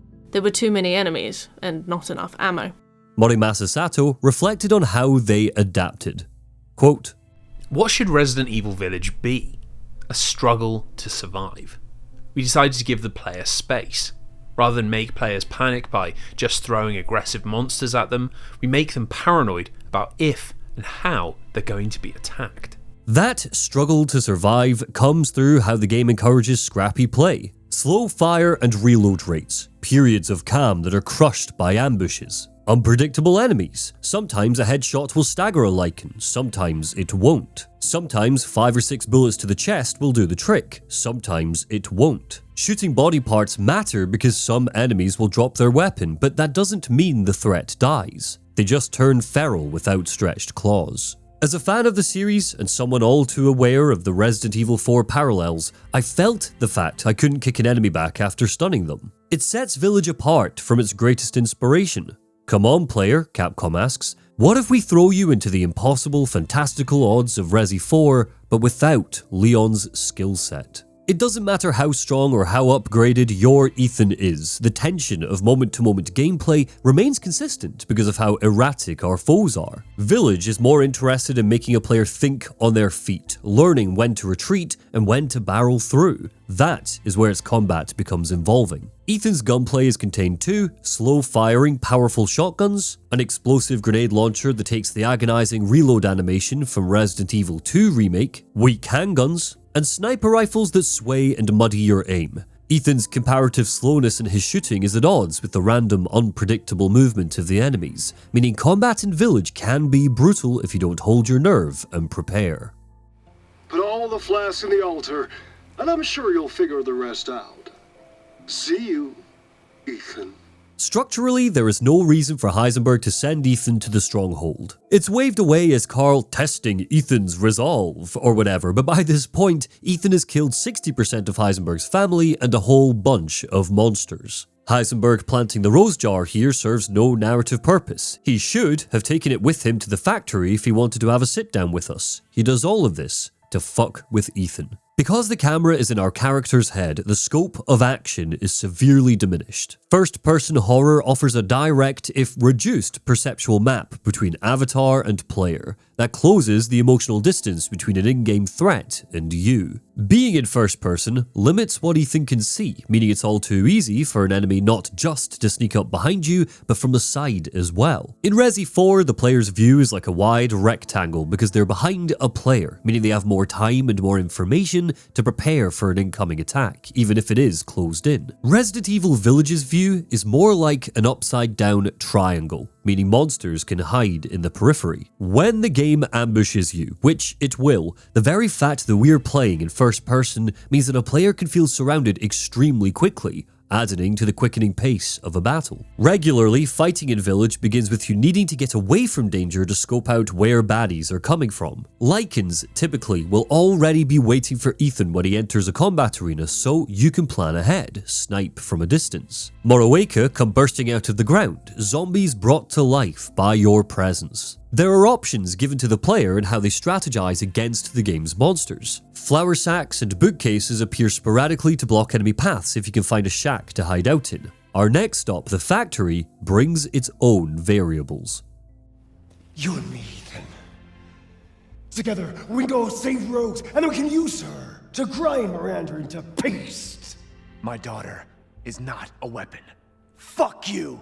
Heisenberg wants to offer a deal. He refutes Miranda's cult and is actively working against it. He despises everything about them, from their disgusting storybook nature to how much of an outsider he feels in comparison to their unity. If you take away the Van Helsing cosplay, Heisenberg is basically just an umbrella scientist. While Miranda, Dimitrescu, and Moreau experimented with parasites and the Megamycete, his focus was bioorganics. Through him and his experimentation, the fairy tale starts to melt away. His plan is to team up with Ethan, use the father to snatch the daughter, and use Rose as a weapon to kill Miranda.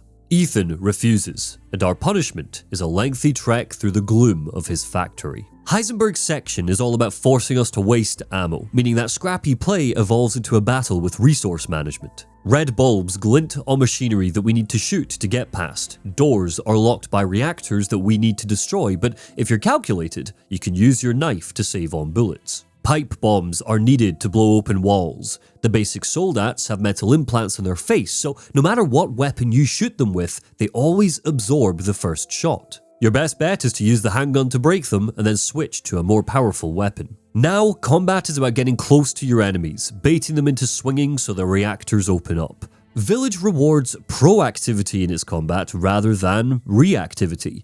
Buying new weapons, upgrading your current ones, leveling up Ethan's vitals, it's all key to forward-thinking play, but it's in the factory that your forward thinking is more granular. Coming across this long, ominous corridor with 7 soldats lying in wait affords the opportunity to set mines down in front of them for when they wake up. Preparation is rewarded for smart players. In this case, me. I'm the smart player. Look at me go. The factory breeds paranoia and tension. It's the most labyrinthian location of the game with deep tunnels that loop back around. Our enemies aren't just roaming this space, they are the outcome of it, so every corner reveals more, patiently lying in wait for Heisenberg to wake them up. Where Dimitrescu's castle, Moreau's caves, even the stronghold were relatively still settings with paintings fixed in place, rock formations and platforms that don't shift, the factory is constantly moving. Steam rinses the screen, hiding secret threats. Levers and pulleys crank and creak in the distance. Where before we've relied on movement to tell us something horrific is nearby, now we need to constantly have our guard up. Conveyor belts parade monsters before you, not as background set dressing, but as promises. They will come alive. Not if, when. Welcome, welcome. You're sure to find something new. In Ethan's struggle, the Duke affords opportunities to grow as a hero. Village is less interested in making you run out of space. You can upgrade your inventory with ease. Your key items and craftables are held in a separate screen. The question of, do I take more health or ammo this time, isn't a factor because the item boxes are gone and you will rarely run out of room. The focus here is on investing in Ethan as a vehicle. Lycans drop resources, just like Ganados once did, but they're minimal. One piece of rusted scrap. Not even enough to craft some handgun bullets. Morimasa Sato said that he thinks a good survival horror gives a player the feeling of overcoming a nightmare, and the Duke is a mechanical means of doing that. Our merchant is only interested in money and food, so a player's exploration has further layers added to it. It's not just lore, key items, or ammo that you're rummaging through drawers for, it's goodies to give you a fighting chance. This is where the survival appears in our survival horror, in giving you options and choice on how you'll survive. The early Resident Evils gave you options in which items to take and when. Resi 4 and Village, by extension, gives you options on which dimensions of Ethan you will prioritize for survival. Food ingredients can be whipped up for a stronger Ethan. Lei can be spent on upgrading our weapons, though strangely the grenade launcher sits in isolation as the only gun that can't be upgraded at all. By the end of the game, you do feel like you've overcome the village, like you've risen up and conquered the struggle, but the upgrade system stumbles because the economy is poorly paced. By the time I reached Heisenberg, I'd maxed out all the upgrades on my weapons, bought everything from Duke's shop, and had money to spare. Now to be fair, that's because I collected all the treasure, found all the cool new weapons, and killed all the monsters. I have been appropriately rewarded for exploring everywhere, but suddenly, halfway through the factory, Duke opened up a whole new tier of his shop that I simply couldn't afford. A tier that I didn't know existed. On the surface, I love this. I'm playing a horror game. I shouldn't be too empowered, and I frankly shouldn't be allowed to have it all. I just wish Duke's wares opened up before we entered Heisenberg's point of no return, 2 hours from the end. The factory's combination of sharp light, claustrophobic level design, and impenetrable enemies come to a head with Sturm. Its head is missing, its abdomen has been transformed into a huge propeller with sharp metal that has sliced away its arms. Not much is known about Sturm before Heisenberg ripped it apart, but in the original draft of the game, he was once Heisenberg's father. At least in the conceptual stage, it seems Heisenberg bears no love for his lineage. That, combined with his rants about how Miranda stole him from his old life and brought him to the village, seems to indicate that Heisenberg was once an outsider. Perhaps his house was conquered by the others and fled during the war that destroyed the stronghold. It ambushes us in these tight corridors. The trick is to bait him into knocking down walls that open the arena up. Unlike our other bosses, you can't take him head on, so the plan is to dash out of the way when it charges and blast the reactor in its back. Tension comes from overconfidence. Just as we start to understand Sturm, he blasts fire around the space, limiting Ethan's movement. Not bad, Winters. You're persistent. But I've got a rebellion. With Sturm dead, Heisenberg finds us in the bowels of the factory. A third of his army is decimated. He's done waiting. If Ethan won't help, he'll just need to kill Miranda and take Rose himself. His frustration brings the game's low point. Both Ethan Winters' games struggle with their finale, but what makes Village different is how its conclusion recontextualizes its whole story and breaks its heart. So, let's reunite with Chris Redfield and talk about the Resident Evil of it all.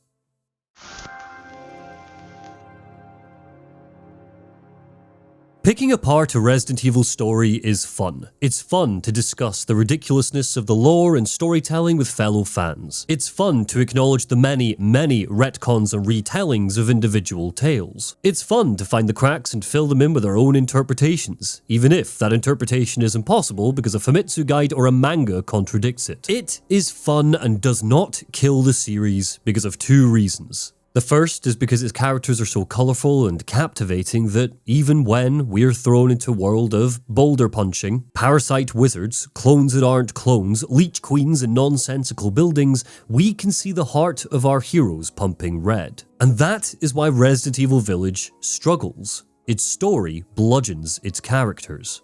You killed my wife, you son of a bitch! You think I killed Mia? That wasn't her. Chris finds Ethan, helps him recover after Heisenberg's attack, and sits him down for a lore dump. He didn't kill Mia. In fact, he doesn't know where she is. He thought he killed Miranda because it turns out she can shapeshift and had infiltrated Ethan's home. The handling of Chris Redfield is the game's most glaring drawback. There is absolutely no sensible reason why he couldn't update Ethan on the situation. He's the catalyst for the events of the game, the driving incident. Ethan is thrown into the throngs of Miranda's cult underprepared and without backup because Chris hides his intentions. This is an unsatisfying answer to the game's central mystery. There is zero justification for Chris's behavior in the game. He claims that he kept the truth from Ethan because he knew he'd just get involved, but if the plan was always to take Ethan into custody, that wouldn't matter. His behavior is erratic and belligerent, a Category A arsehole whose attack on Ethan's house is framed like the entrance of a villain. There's no music when he kills Mia, just the muted crunching of bullets and the smashing of wine glasses. Chris himself is shrouded in darkness, the headlights of the car in the driveway glinting evilly down Ethan's hallway. The way he apologized was like a sullen teenager needing to return a toy that he nicked, and his cronies bark orders at Ethan and smack him around while Chris steals the guy's daughter. This setup was purely here because the game wanted to set up a mystery.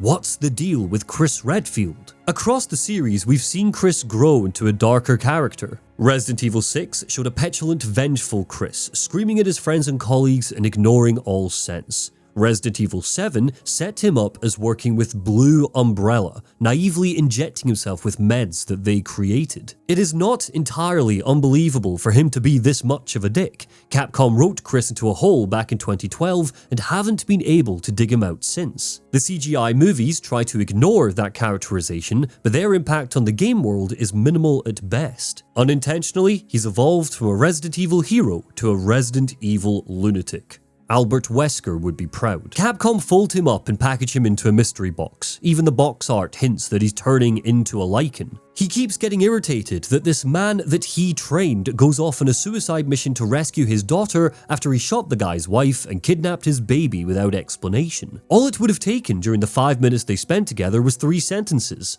That wasn't your wife. Mia's been kidnapped. We're moving you and Rose to a safe house. But Chris doesn't. And it makes Ethan appear gormless when in reality, it's just the storytellers going out of their way to keep the mystery box bullshit alive. Village is the nail in the coffin for this era of Chris Redfield. And maybe I would be able to swallow his grand reveal more easily if it wasn't followed up with a destructive, underwhelming boss fight against Heisenberg. Alright, Ethan. Then you take this, and do me a favor. Try to stay under the radar. Ethan, here's a mech with a limitless rocket launcher and a friggin' chainsaw. Stay under the radar! Chris has found one of Heisenberg's toys, a weapon that's immune to his metal powers. It's made of a metal polymer composite. The battle that unfolds is a jarring sequence that ignores the great combat system that we've chewed on for 10 hours. The scrappiness is gone, the quick-fire thinking of using the right weapon for the right situation, of cobbling together ammunition, of devouring resources to patch up enough bullets to finish off our big bad, falls away because we have an unlimited heavy machine gun. That emphasis on proactivity doesn't influence the outcome of this battle. Your preparations for this encounter, your upgrades, don't matter. It's such a tonal shift that the player's left confused. It's a battle that would be better suited to Resident Evil 6's bombastic presentation, not the eerie confines of Resident Evil's fable. It abandons the fairy tale. Which brings me to the second reason Resi Schlock hasn't killed the series. There's an intrinsic understanding among fans that a deep, psychologically rich story is not the point of this franchise. We find Resident Evil's heart by imprinting onto its looser parts, not by uncovering the trauma of its horror like with, say, Silent Hill. I'd go so far as to say it's almost a badge of honor for a Resi game to be kitschy. Why does Ethan's jacket fuse together when he glues his hand back on? Why did Heisenberg make a weapon that could kill him? How had Zoe Baker not turned into a monster by the time Ethan met her, even though she's been infected as long as the rest of her family? How did Sherry Birkin and the US government find Jake Mueller despite Wesker hunters in the BSAA not having a clue who How can Chris and Sheva withstand the heat of a volcano while battling Albert Why are all the Raccoon City survivors experts in making vaccines? How did Ada Wong escape the Umbrella Lab in less than 5 minutes without running into Claire Redfield? How did leeches turn into a Final Fantasy character? That's not how viruses work. How can a parasite attached to a magic staff control people? Why does the C virus turn you into a centaur? Make you want to drink how viruses work. How blood diseases work.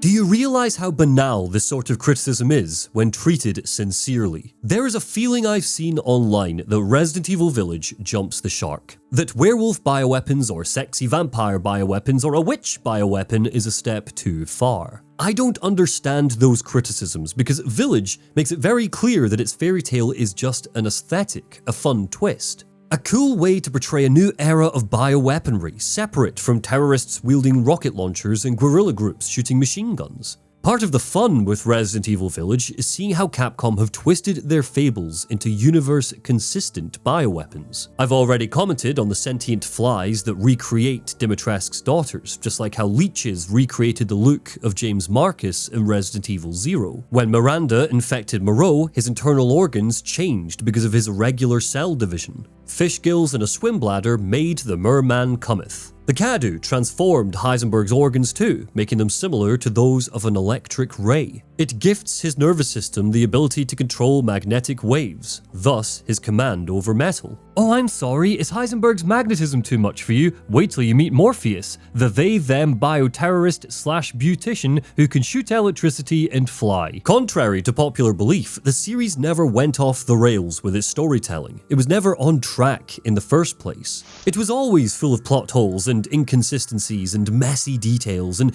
doubly contrary to popular belief, this wasn't just because of translation issues and B-movie storytelling. It has become a part of Resident Evil's identity. When someone wipes away plot holes and narrative inconsistencies with, it's a Resident Evil game, that is a poorly phrased but very justifiable explanation for why this sort of shit does not matter when assessing the quality of a new entry in the franchise. What that person is actually saying is that the whole series has a tone of horrific, magical realism.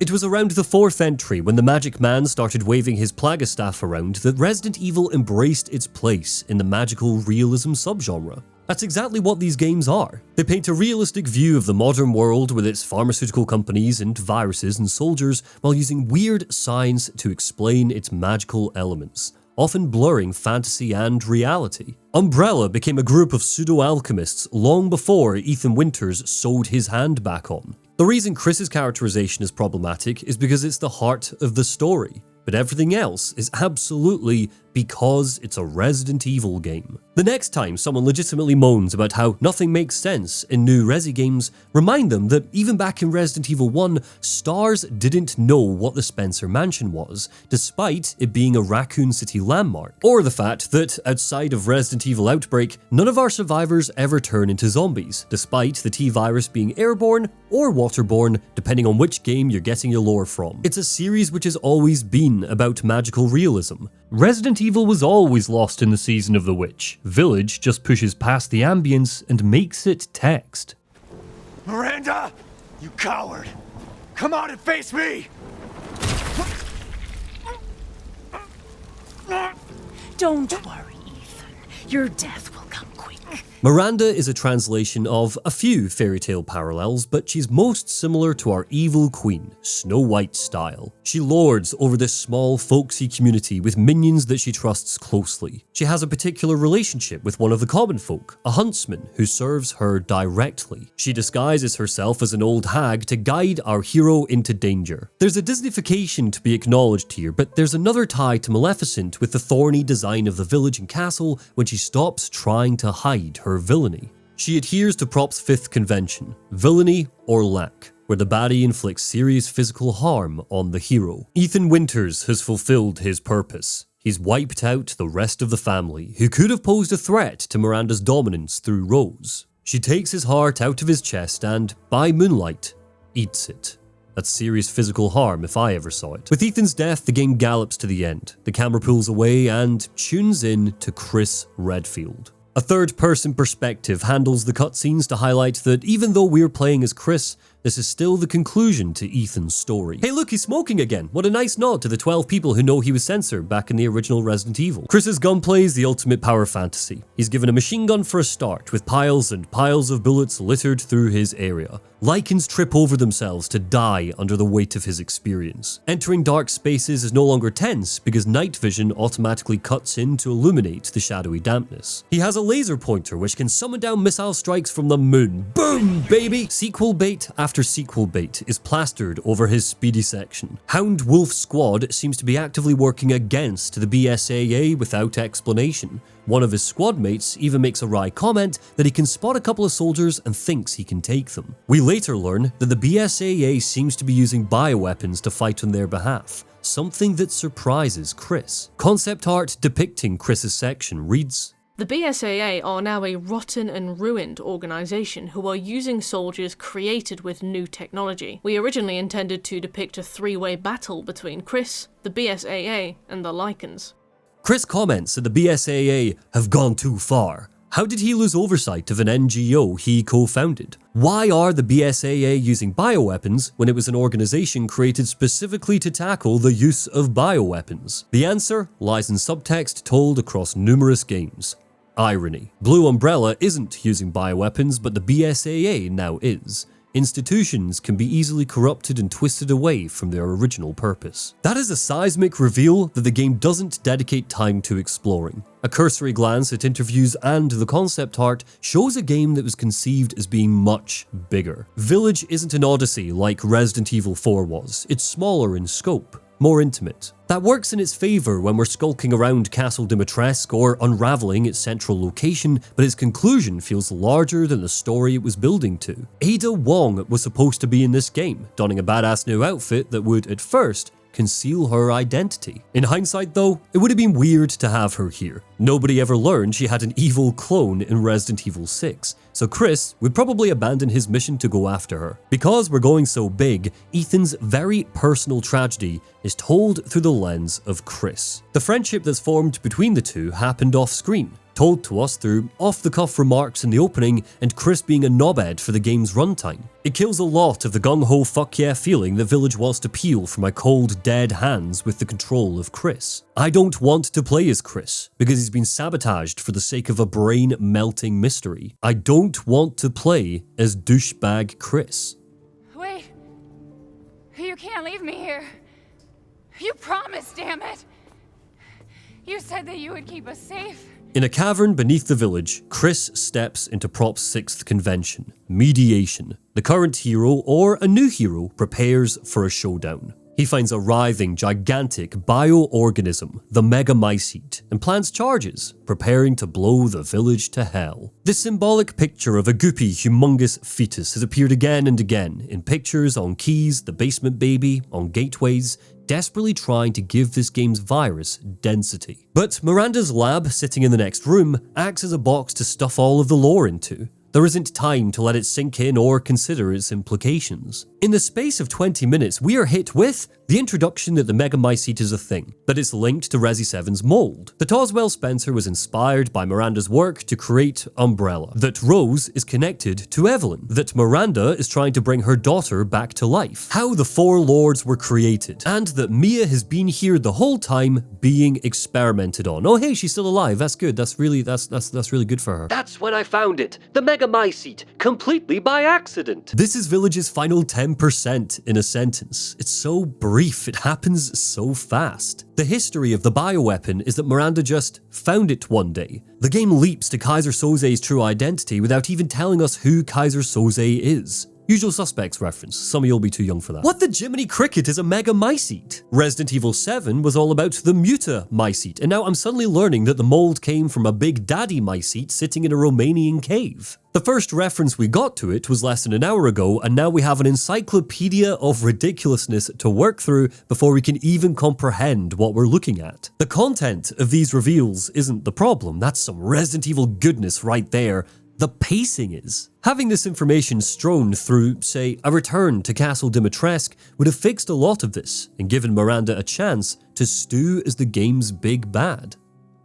Evelyn? How are you here? You're dead. Ethan's adventure is recontextualized. He wasn't Tolkien's man, not really. He's unmasked as one of the fairies. Back in Resident Evil 7, he died in the opening and was infected by the mold. To quote Evelyn, his whole body is made of mold. When I first played Village, I called this out as a retcon, a way for Capcom to explain how Ethan could take so much damage in the last game and still survive. How Calpol could reattach his feet. That was a mistake on my part. The crumbs were there in 7, I just didn't gobble them up. Ethan has hallucinations, a side effect of mold infection. He's able to communicate with the copied consciousness of Jack Baker, something only possible because everyone infected by the Mutamycete is connected in the Megamycete's database. Ethan finds his resolve, even this close to death. A father determined to save his child. When he awakes, healed by the mold, he understands this is a suicide mission. Whether he kills Miranda or not, whether he saves Rose or not, he's trapped here now, in the land of the fairy. If he tries to return to the real world, he'll die. His connection to the Megamycete severed. Amat Victoria Curum, the Duke says as we travel to our final confrontation. Victory loves preparation. Chris, our new hero, only fulfills half of Prop's 6th convention. He might have prepared the village for an explosive finale with his charges, but Ethan prepares the other half by working with the Duke before the final fight. Is that you? Oh, how I've missed you. Prop argued that the victimized hero would find a magical agent to help them resolve misfortune. Ethan doesn't find that agent in a cave or at the top of a tower or deep in an enchanted forest. He finds it in himself. The Mutamycete acts as the magical agent that keeps him going. His firepower is what lets him kill a witch. Miranda's plan to resurrect her daughter Eva might, on the surface, seem noble. Eva died from the Spanish flu. She spent centuries mourning her and desperately searching for a way to bring her back. She herself was once an outsider to the village, and when she discovered how the Megamycete copies the consciousness of anyone it comes into contact with, a plan started to form. She is, at the heart of it all, a scientist. In fact, she worked with the Connections to create Evelyn as part of her resurrection plan, but it failed. If successful, Eva's rebirth would basically be Miranda imprinting her memories and her perception of Eva onto someone else. This is because Eva died before the Megamycete could copy her consciousness. Even if you discard the bioterrorism and the torture and the cult, Miranda's plan loses its nobility because it's a selfish plan. She's not saving her daughter, she's not bringing her back, she's trying to resurrect her idea of her daughter. Possibly because he's been written so passively, Ethan stands in contrast to that, and in the end, he is the noble one. In a battle of wills between two parents, you have a mother that imprints expectations onto her daughter, and a father that doesn't imprint any. He loves Rose because he's her father. He acknowledges that she is a blank canvas who's yet to decide who she will become. The most interesting thing about Miranda's boss fight is the arena itself. She's transformed her altar into a fairytale grotto with branches gnarled and twisted, forming a dome for the two of you to battle it out, separated from the outside world. It's a pocket dimension within Village's otherly reality. There seems to be an attempt to mimic the feel of the other lords' battles, but it isn't fully capitalized on. She summons a cloak of darkness, forcing you to play hide and seek with her like Beneviento. She's able to blast projectiles at you like Moreau, but I would be lying if I said any of this felt intentional. The fact that there are reminders of her family in here just serves to make us wonder why she never wore their faces to take us on. Transforming into Dimitrescu for a short portion, or Heisenberg's heaving metal husk, would have really added to the game's goal of reinforcing her as the culmination of these villains. She sprouts the famous wings we've heard so much about in the prayers about her, or scuttles around like a spider. She's shaded with browns, greys and blacks, and it makes her bleed into the background of the tree trunks, adding to the uncertainty of your aim. With her death, we reach Convention 7, Punishment. The villain isn't just defeated, they're punished. Miranda has a personal stake in what she's trying to accomplish. With the destruction of the Megamycete, Ethan robs her of her daughter. I'm so sorry. I love you. Keep Rose safe. Hey. Ethan's death is where we fall away from Vladimir Prop and his fairytale structure. Convention 8, Wedding, where the hero is rewarded for their actions, doesn't happen. Ethan isn't rewarded for his efforts. He dies, and in that death, he loses Rose, passing her to Chris and staying behind to fade away with the Megamycete. The father story ends, but that doesn't signal goodbye to the season of the witch.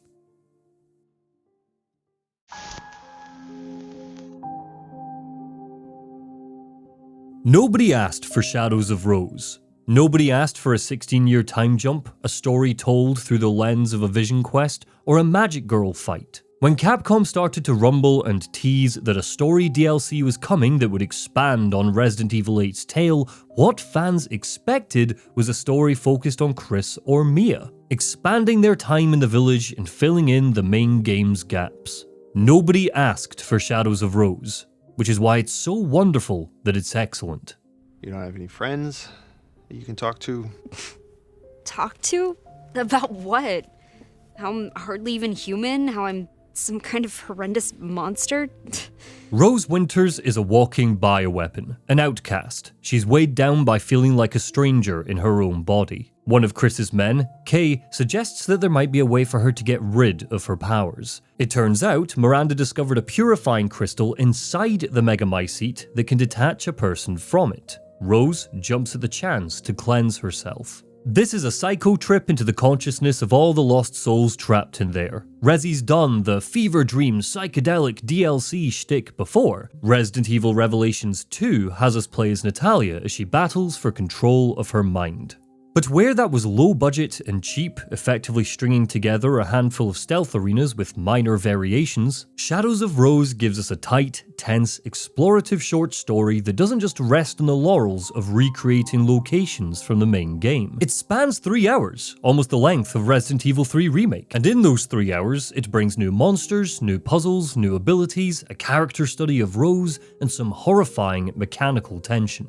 A third-person camera is an easy way for Capcom to mitigate any familiarity we might initially feel. Rose awakens in the dungeon of Castle Dimitrescu, the first layer of the dream. Seeing her in this space is a quick means of making her adventure feel distinct from her father's. That feeling is dampened if you play Village in the bolted-on third-person mode that was added later as an afterthought, but if you play this game and its DLC as intended, you'll feel Rose's vulnerability. The third-person camera positions her as small as the castle groans and creaks around her. This might not be Wonderland, but there is wonder to see here. It's just grisly and disturbed. Terrified copies of Rose shiver in cages and are gruesomely cold. A gallery of despair sits in the annex where their corpses have been stuffed into frames. To create art, simply add to the rabbits' carcasses, a note reads. Decay is not an issue. Red pulsing vines and bruised flowers block our way, connected to rising pools of slime that burn if Rose steps into them. In this realm, the Megamycete has grown hungry, is trying to devour this place, consume the memory of the castle. The world is hazardous, meaning it's not just monsters Rose needs to look out for. Alongside Sherry Birkin, Jake Mueller, Natalia Corda, and her father, she marks the 5th Resident Evil protagonist to develop superpowers. 6 if you include Chris Redfield's Pure Brawn. What that means for this story is she has magical abilities while in the world of the Megamycete. As we explore, we unlock the power to destroy those red, lumpy cores, cleansing the space and introducing light Metroidvania elements. Those powers let her break vases, fight monsters, and open up the world so we can find a path through. Village had a fantastical aesthetic underpinned by science fiction. The DLC throws its weight behind mechanical fantasy. Whether it's grim, Anderson, or wild, guardian angels sometimes touch fairy tales. Occasionally, the angels are explicit. Hans Christian Andersen wrote The Angel to explore the relationship between heaven and earth. Sometimes, like with the fairy godmother in Cinderella, the role is implied but not said aloud. That's mainly because fables typically focus on earthly magic and revolve around the choices of mortals. As a mortal, Rose does make a choice. She steps into this dream willingly, but her guardian angel falls into the second category. A golden light guides her. She calls it Michael, but clearly it's her father, or at least an echo of him trapped in the Megamycete. He can't communicate in full sentences, just snippets, a couple of words. What's wonderful about this is he doesn't just guide us during story beats. He drops off ammo and delicious health drinks. Not so much that it kills the tension of resource management, but certainly enough that we quickly feel Ethan's warm reliability. And when the lord of this domain traps Rose in a cell, we need to work with him to blast our way out. He has a systematic influence on the gameplay. Lively now, aren't you? You should have put that effort into running. It would have made the chase that much more thrilling. A mysterious, sinister copy of the Duke is lost down here as well, meaning his actor, Aaron LaPlante, gets to chew on pantomime villainy. If this is Wonderland, he's a demented Cheshire cat. The Megamycete is pulling from the memories of the dead, so who dreamed up this evil version of the Duke? His existence is more complicated than that. This thing is a warped, sentient copy that doesn't know who he is, overtaken by a need to see others in pain. We find research notes from Miranda that tell us the memories that make up this realm don't strictly reflect reality. Dark Duke was created by her as part of an experiment to see if you could recreate a copy of a person inside the Megamycete. It went wrong, and the Duke was birthed as a cruel psycho that's unleashed new monsters. The Face Eaters likely come from the Megamycete's memory of the Molded. White, slick skin is stretched over mangled claws and teeth. They're birthed from the vines that are taking over the castle, and while they swipe and gnash at Rose, the real danger comes from when they grab her. They'll try to absorb her, drink her face, pull her cold features into their gaping maw. Once, they were broken copies of her, but one by one they mutated and killed each other, turning into the creatures that hunt us. They have a final lunge when they die, just like the Molded, and that lunge doesn't hurt us, just like the Molded. But, just like when Ethan fought the Baker estate, their thrashing limbs are enough to trick us for a moment, and potentially waste a bullet.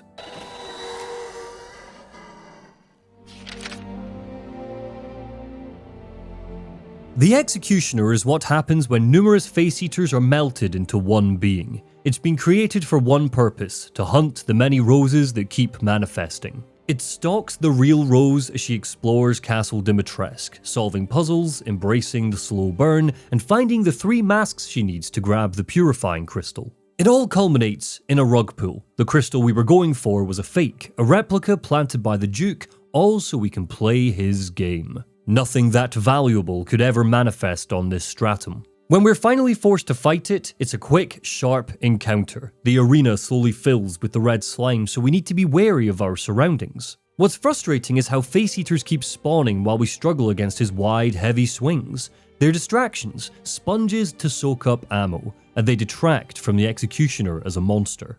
Despite wielding magic, Rose is limited compared to Ethan. She can't guard, her health bar's lower, her fire rate is slower, she can't heal with R1, instead she needs to duck into her inventory. Her aiming reticle blasts open when she moves, monsters don't drop ammo or healing items, so we need to take extra care when in danger. There is a concerted effort here to make her play like a classic survival horror protagonist while emphasizing her fragility. Those powers, while useful and important, aren't a cure-all. Rose can blast psychic energy from her palms and that blast will stun monsters, even the all-powerful executioner. However, it's still a resource to be managed and takes a while to wind up. For the majority of the adventure, she has just 3 slots at any time, and those slots need to be refilled with white sage. The game is incredibly stingy when it comes to white sage. By the time the credits rolled, after scouring up, down, and turning all around, I found just 7, and most of those sprigs just filled 2 of the slots. It stops Shadow of Rose from turning into arcade nonsense. This is a piece of DLC that emphasizes the survival horror, and the frights only grow when we're thrown into the second layer of the dream. I swear I've seen these monkeys before, but what the hell? The cruelty of children is the central node for a lot of horror because it's unfathomable. We project the best of ourselves onto kids, and when that projection is battered and twisted by reality, we struggle to comprehend it. That's part of the reason why the return to Beneviento's home is, once again, quite chilling. There's no limp, cackling fetus this time. Instead, we're forced to engage with snippets of Rose's diary, a whole section dedicated to her being bullied, and puzzles that make us put together dioramas of various times she was tormented by her classmates. She was ambushed in the bathroom. 2 girls that she thought were her friends tried to scrub the mutamycete off her with a broom. At Christmas, a classmate called Jimmy pretended to give her a present, but it was a trick, so one of those girls could empty a bucket on her head. The final diorama shows her tied up as the children set a fire. This one might not have happened, but it shows us how the bullying made her feel. Lost, alone, victimized, a witch. It puts her quest into perspective while leaning on typical horror tropes to scratch at player psychology. Just like Natalia in Resident Evil Revelations 2, Rose is mocked mercifully by a childhood toy. Natalia had the bear Lottie. Rose has the monkey she loved as a baby. A voice croons from a radio, pretending this is all a joke, a game to reinforce the childish cruelty Rose experienced. I can hear her classmates giggling, tricking her into hurting herself while pouting that they're her friends. It's not the worst thing down here. Mia Winters returns to her rightful place as a monster when the doll of her that Ethan dissected stalks Rose. It reacts to sight. If Rose is looking at it, it won't move. If she turns away, it'll crack into life and stumble down dark hallways, locked onto her. These mannequins arrive without announcement, a dark shape silhouetted by light that just keeps appearing.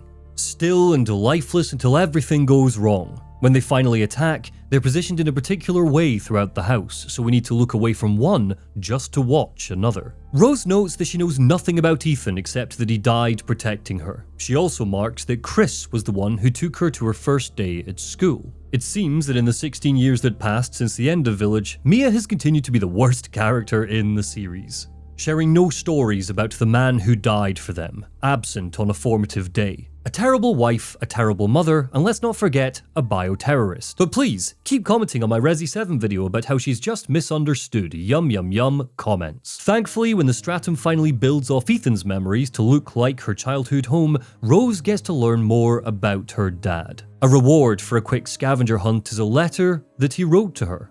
A letter saying that he'd always be there for the big events. In a meta sense, it's a letter Ethan needed to write. It reinforces his heart and pumps it with love. There's a general feeling in the fanbase that he's too passive, and his line delivery is too wet for us to ever really feel connected to him, but that's never been the case for me. The line delivery sucked for the Legacy cast too, and we all still loved them. Resident Evil is a series full of character tropes, from mad scientists to femme fatales. Ethan embodies a series first, a loving father. He might be given a passive voice during certain gameplay sequences, but zooming out puts his tragedy into perspective. A man punished for the crime of wanting to protect his loved ones. I can't believe how useless I am. No wonder no one loves me.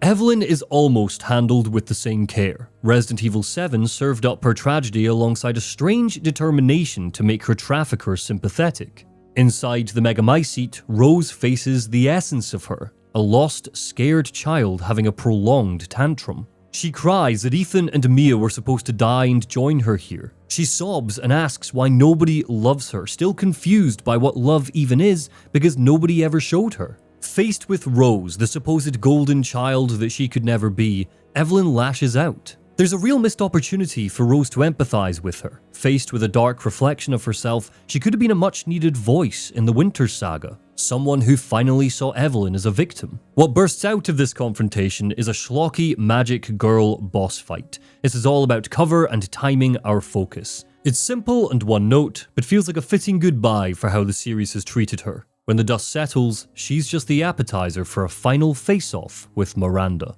A grand reveal. At the center of Wonderland stands the Black Queen. She lured Rose here, connecting to the Mutamycete and casting an illusion. Kay never reached out. It was Miranda all along. Ethan arrives to save his daughter one last time, but even he isn't strong enough. This is Miranda's domain. Rose embraces her power and gives up the purifying crystal to save her dad from an eternity of torture at Miranda's hands. The confrontation is all about that power. No tension, no difficulty, all gimmicks. We unlock the ability to dash. We can absorb her projectiles to charge our magic. We can unleash huge Mutamycete attacks with tentacles. Rose sacrifices the chance to be normal just to give Miranda a taste of her own medicine and delete her from the Megamycete. With Shadows of Rose leaning so heavily into its own magic and myth, it's hard to begrudge the game any of this. Catharsis comes in the form of the rocketing blasts that Rose launches at the monster. It's an explosive goodbye to the Winter's Fable. I love you, Rose. I love you too, Dad. Resident Evil Village closes on the power of fairy tales. Back in the real world, Rose smiles ruefully to herself as she hears a mother ask, "Do you think the little boy will be able to touch the moon?" A parent and child bond over a children's tale as she herself clutches the story that was read to her all those years ago. Literature that's always brought a family closer together. The story opens with the Village of Shadows enchanting a player with its gothic fable. It closes with Ethan realizing the structure of that very same fable, and even after the father's story is done, the daughter is reminded of the power stories like this can have. As we turn the page, let me throw you back to that 1939 lecture. There was something else that Tolkien said. Among those who still have enough wisdom not to think fairy stories pernicious, the common opinion seems to be that there is a natural connection between the minds of children and fairy stories, that they're for infants aged 1 to 7, not 17 to 70. I think this is an error. And it's here that Resident Evil 8 feels most at home. Tolkien argued that fairy tales were never just for children, and Village proves it. This isn't a story about whimsical escapes or harmless bedtime monsters. It's about blood, grief, and persistence. It's about what happens when the myths that shaped a childhood rot and twist into adulthood. When the wolf at the door is no longer a metaphor, but a very real set of jaws. Placed against the backdrop of the series, Village looks eccentric at first, throwing its whole body into the season of the witch. It feels like Capcom slipped a gothic fairy tale into their monster catalogue, but when you think about it, Resident Evil has always lived here. It has always been about surreal puzzles, inexplicable architecture, magical viruses that just happen to create thematically appropriate monsters. Village simply stops pretending that it's anything else. So, when we call Village a fairy tale, we shouldn't hear that as a dismissal. We should hear it as recognition. It stays with you. Uncomfortable, haunting, strange, and, in its own twisted way, beautiful. It isn't perfect, but it commits to being strange, contradictory, and dreamlike, the same qualities that make fairy tales endure.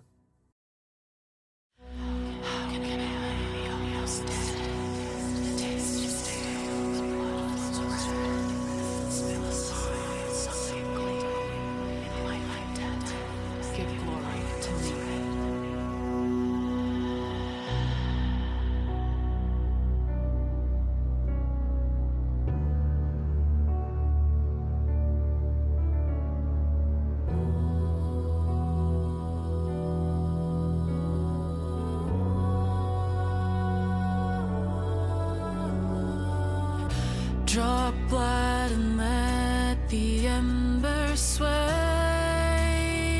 with me. Salt wounds and mark the clay to stay. But don't you know that anger grows, it won't decay?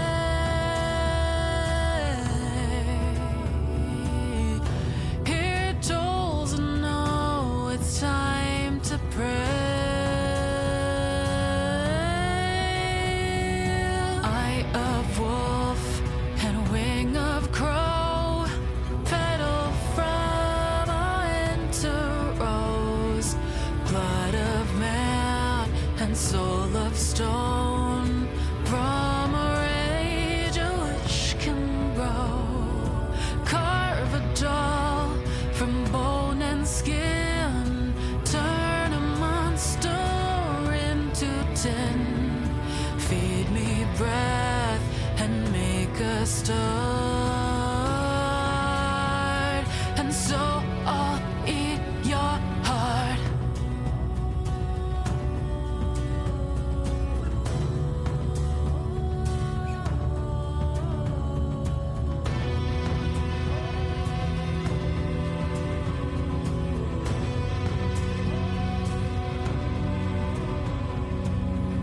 You're not the wolf, you are the prey.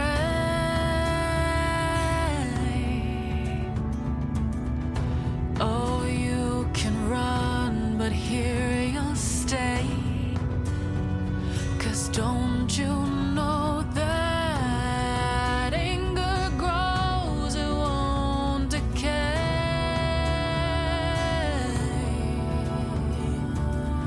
Here tolls and know it's time to pray. Eye of wolf and wing of crow, petal from a winter rose, blood of man and soul of stone, from a rage a wish can grow. Carve a doll from bone and skin, turn a monster into tin. Feed me breath and make a start, and so I'll eat your heart. Something's in the water, and it's an echo of you, creeping through every dream now, and I know it's warm and true. Listen when I tell you.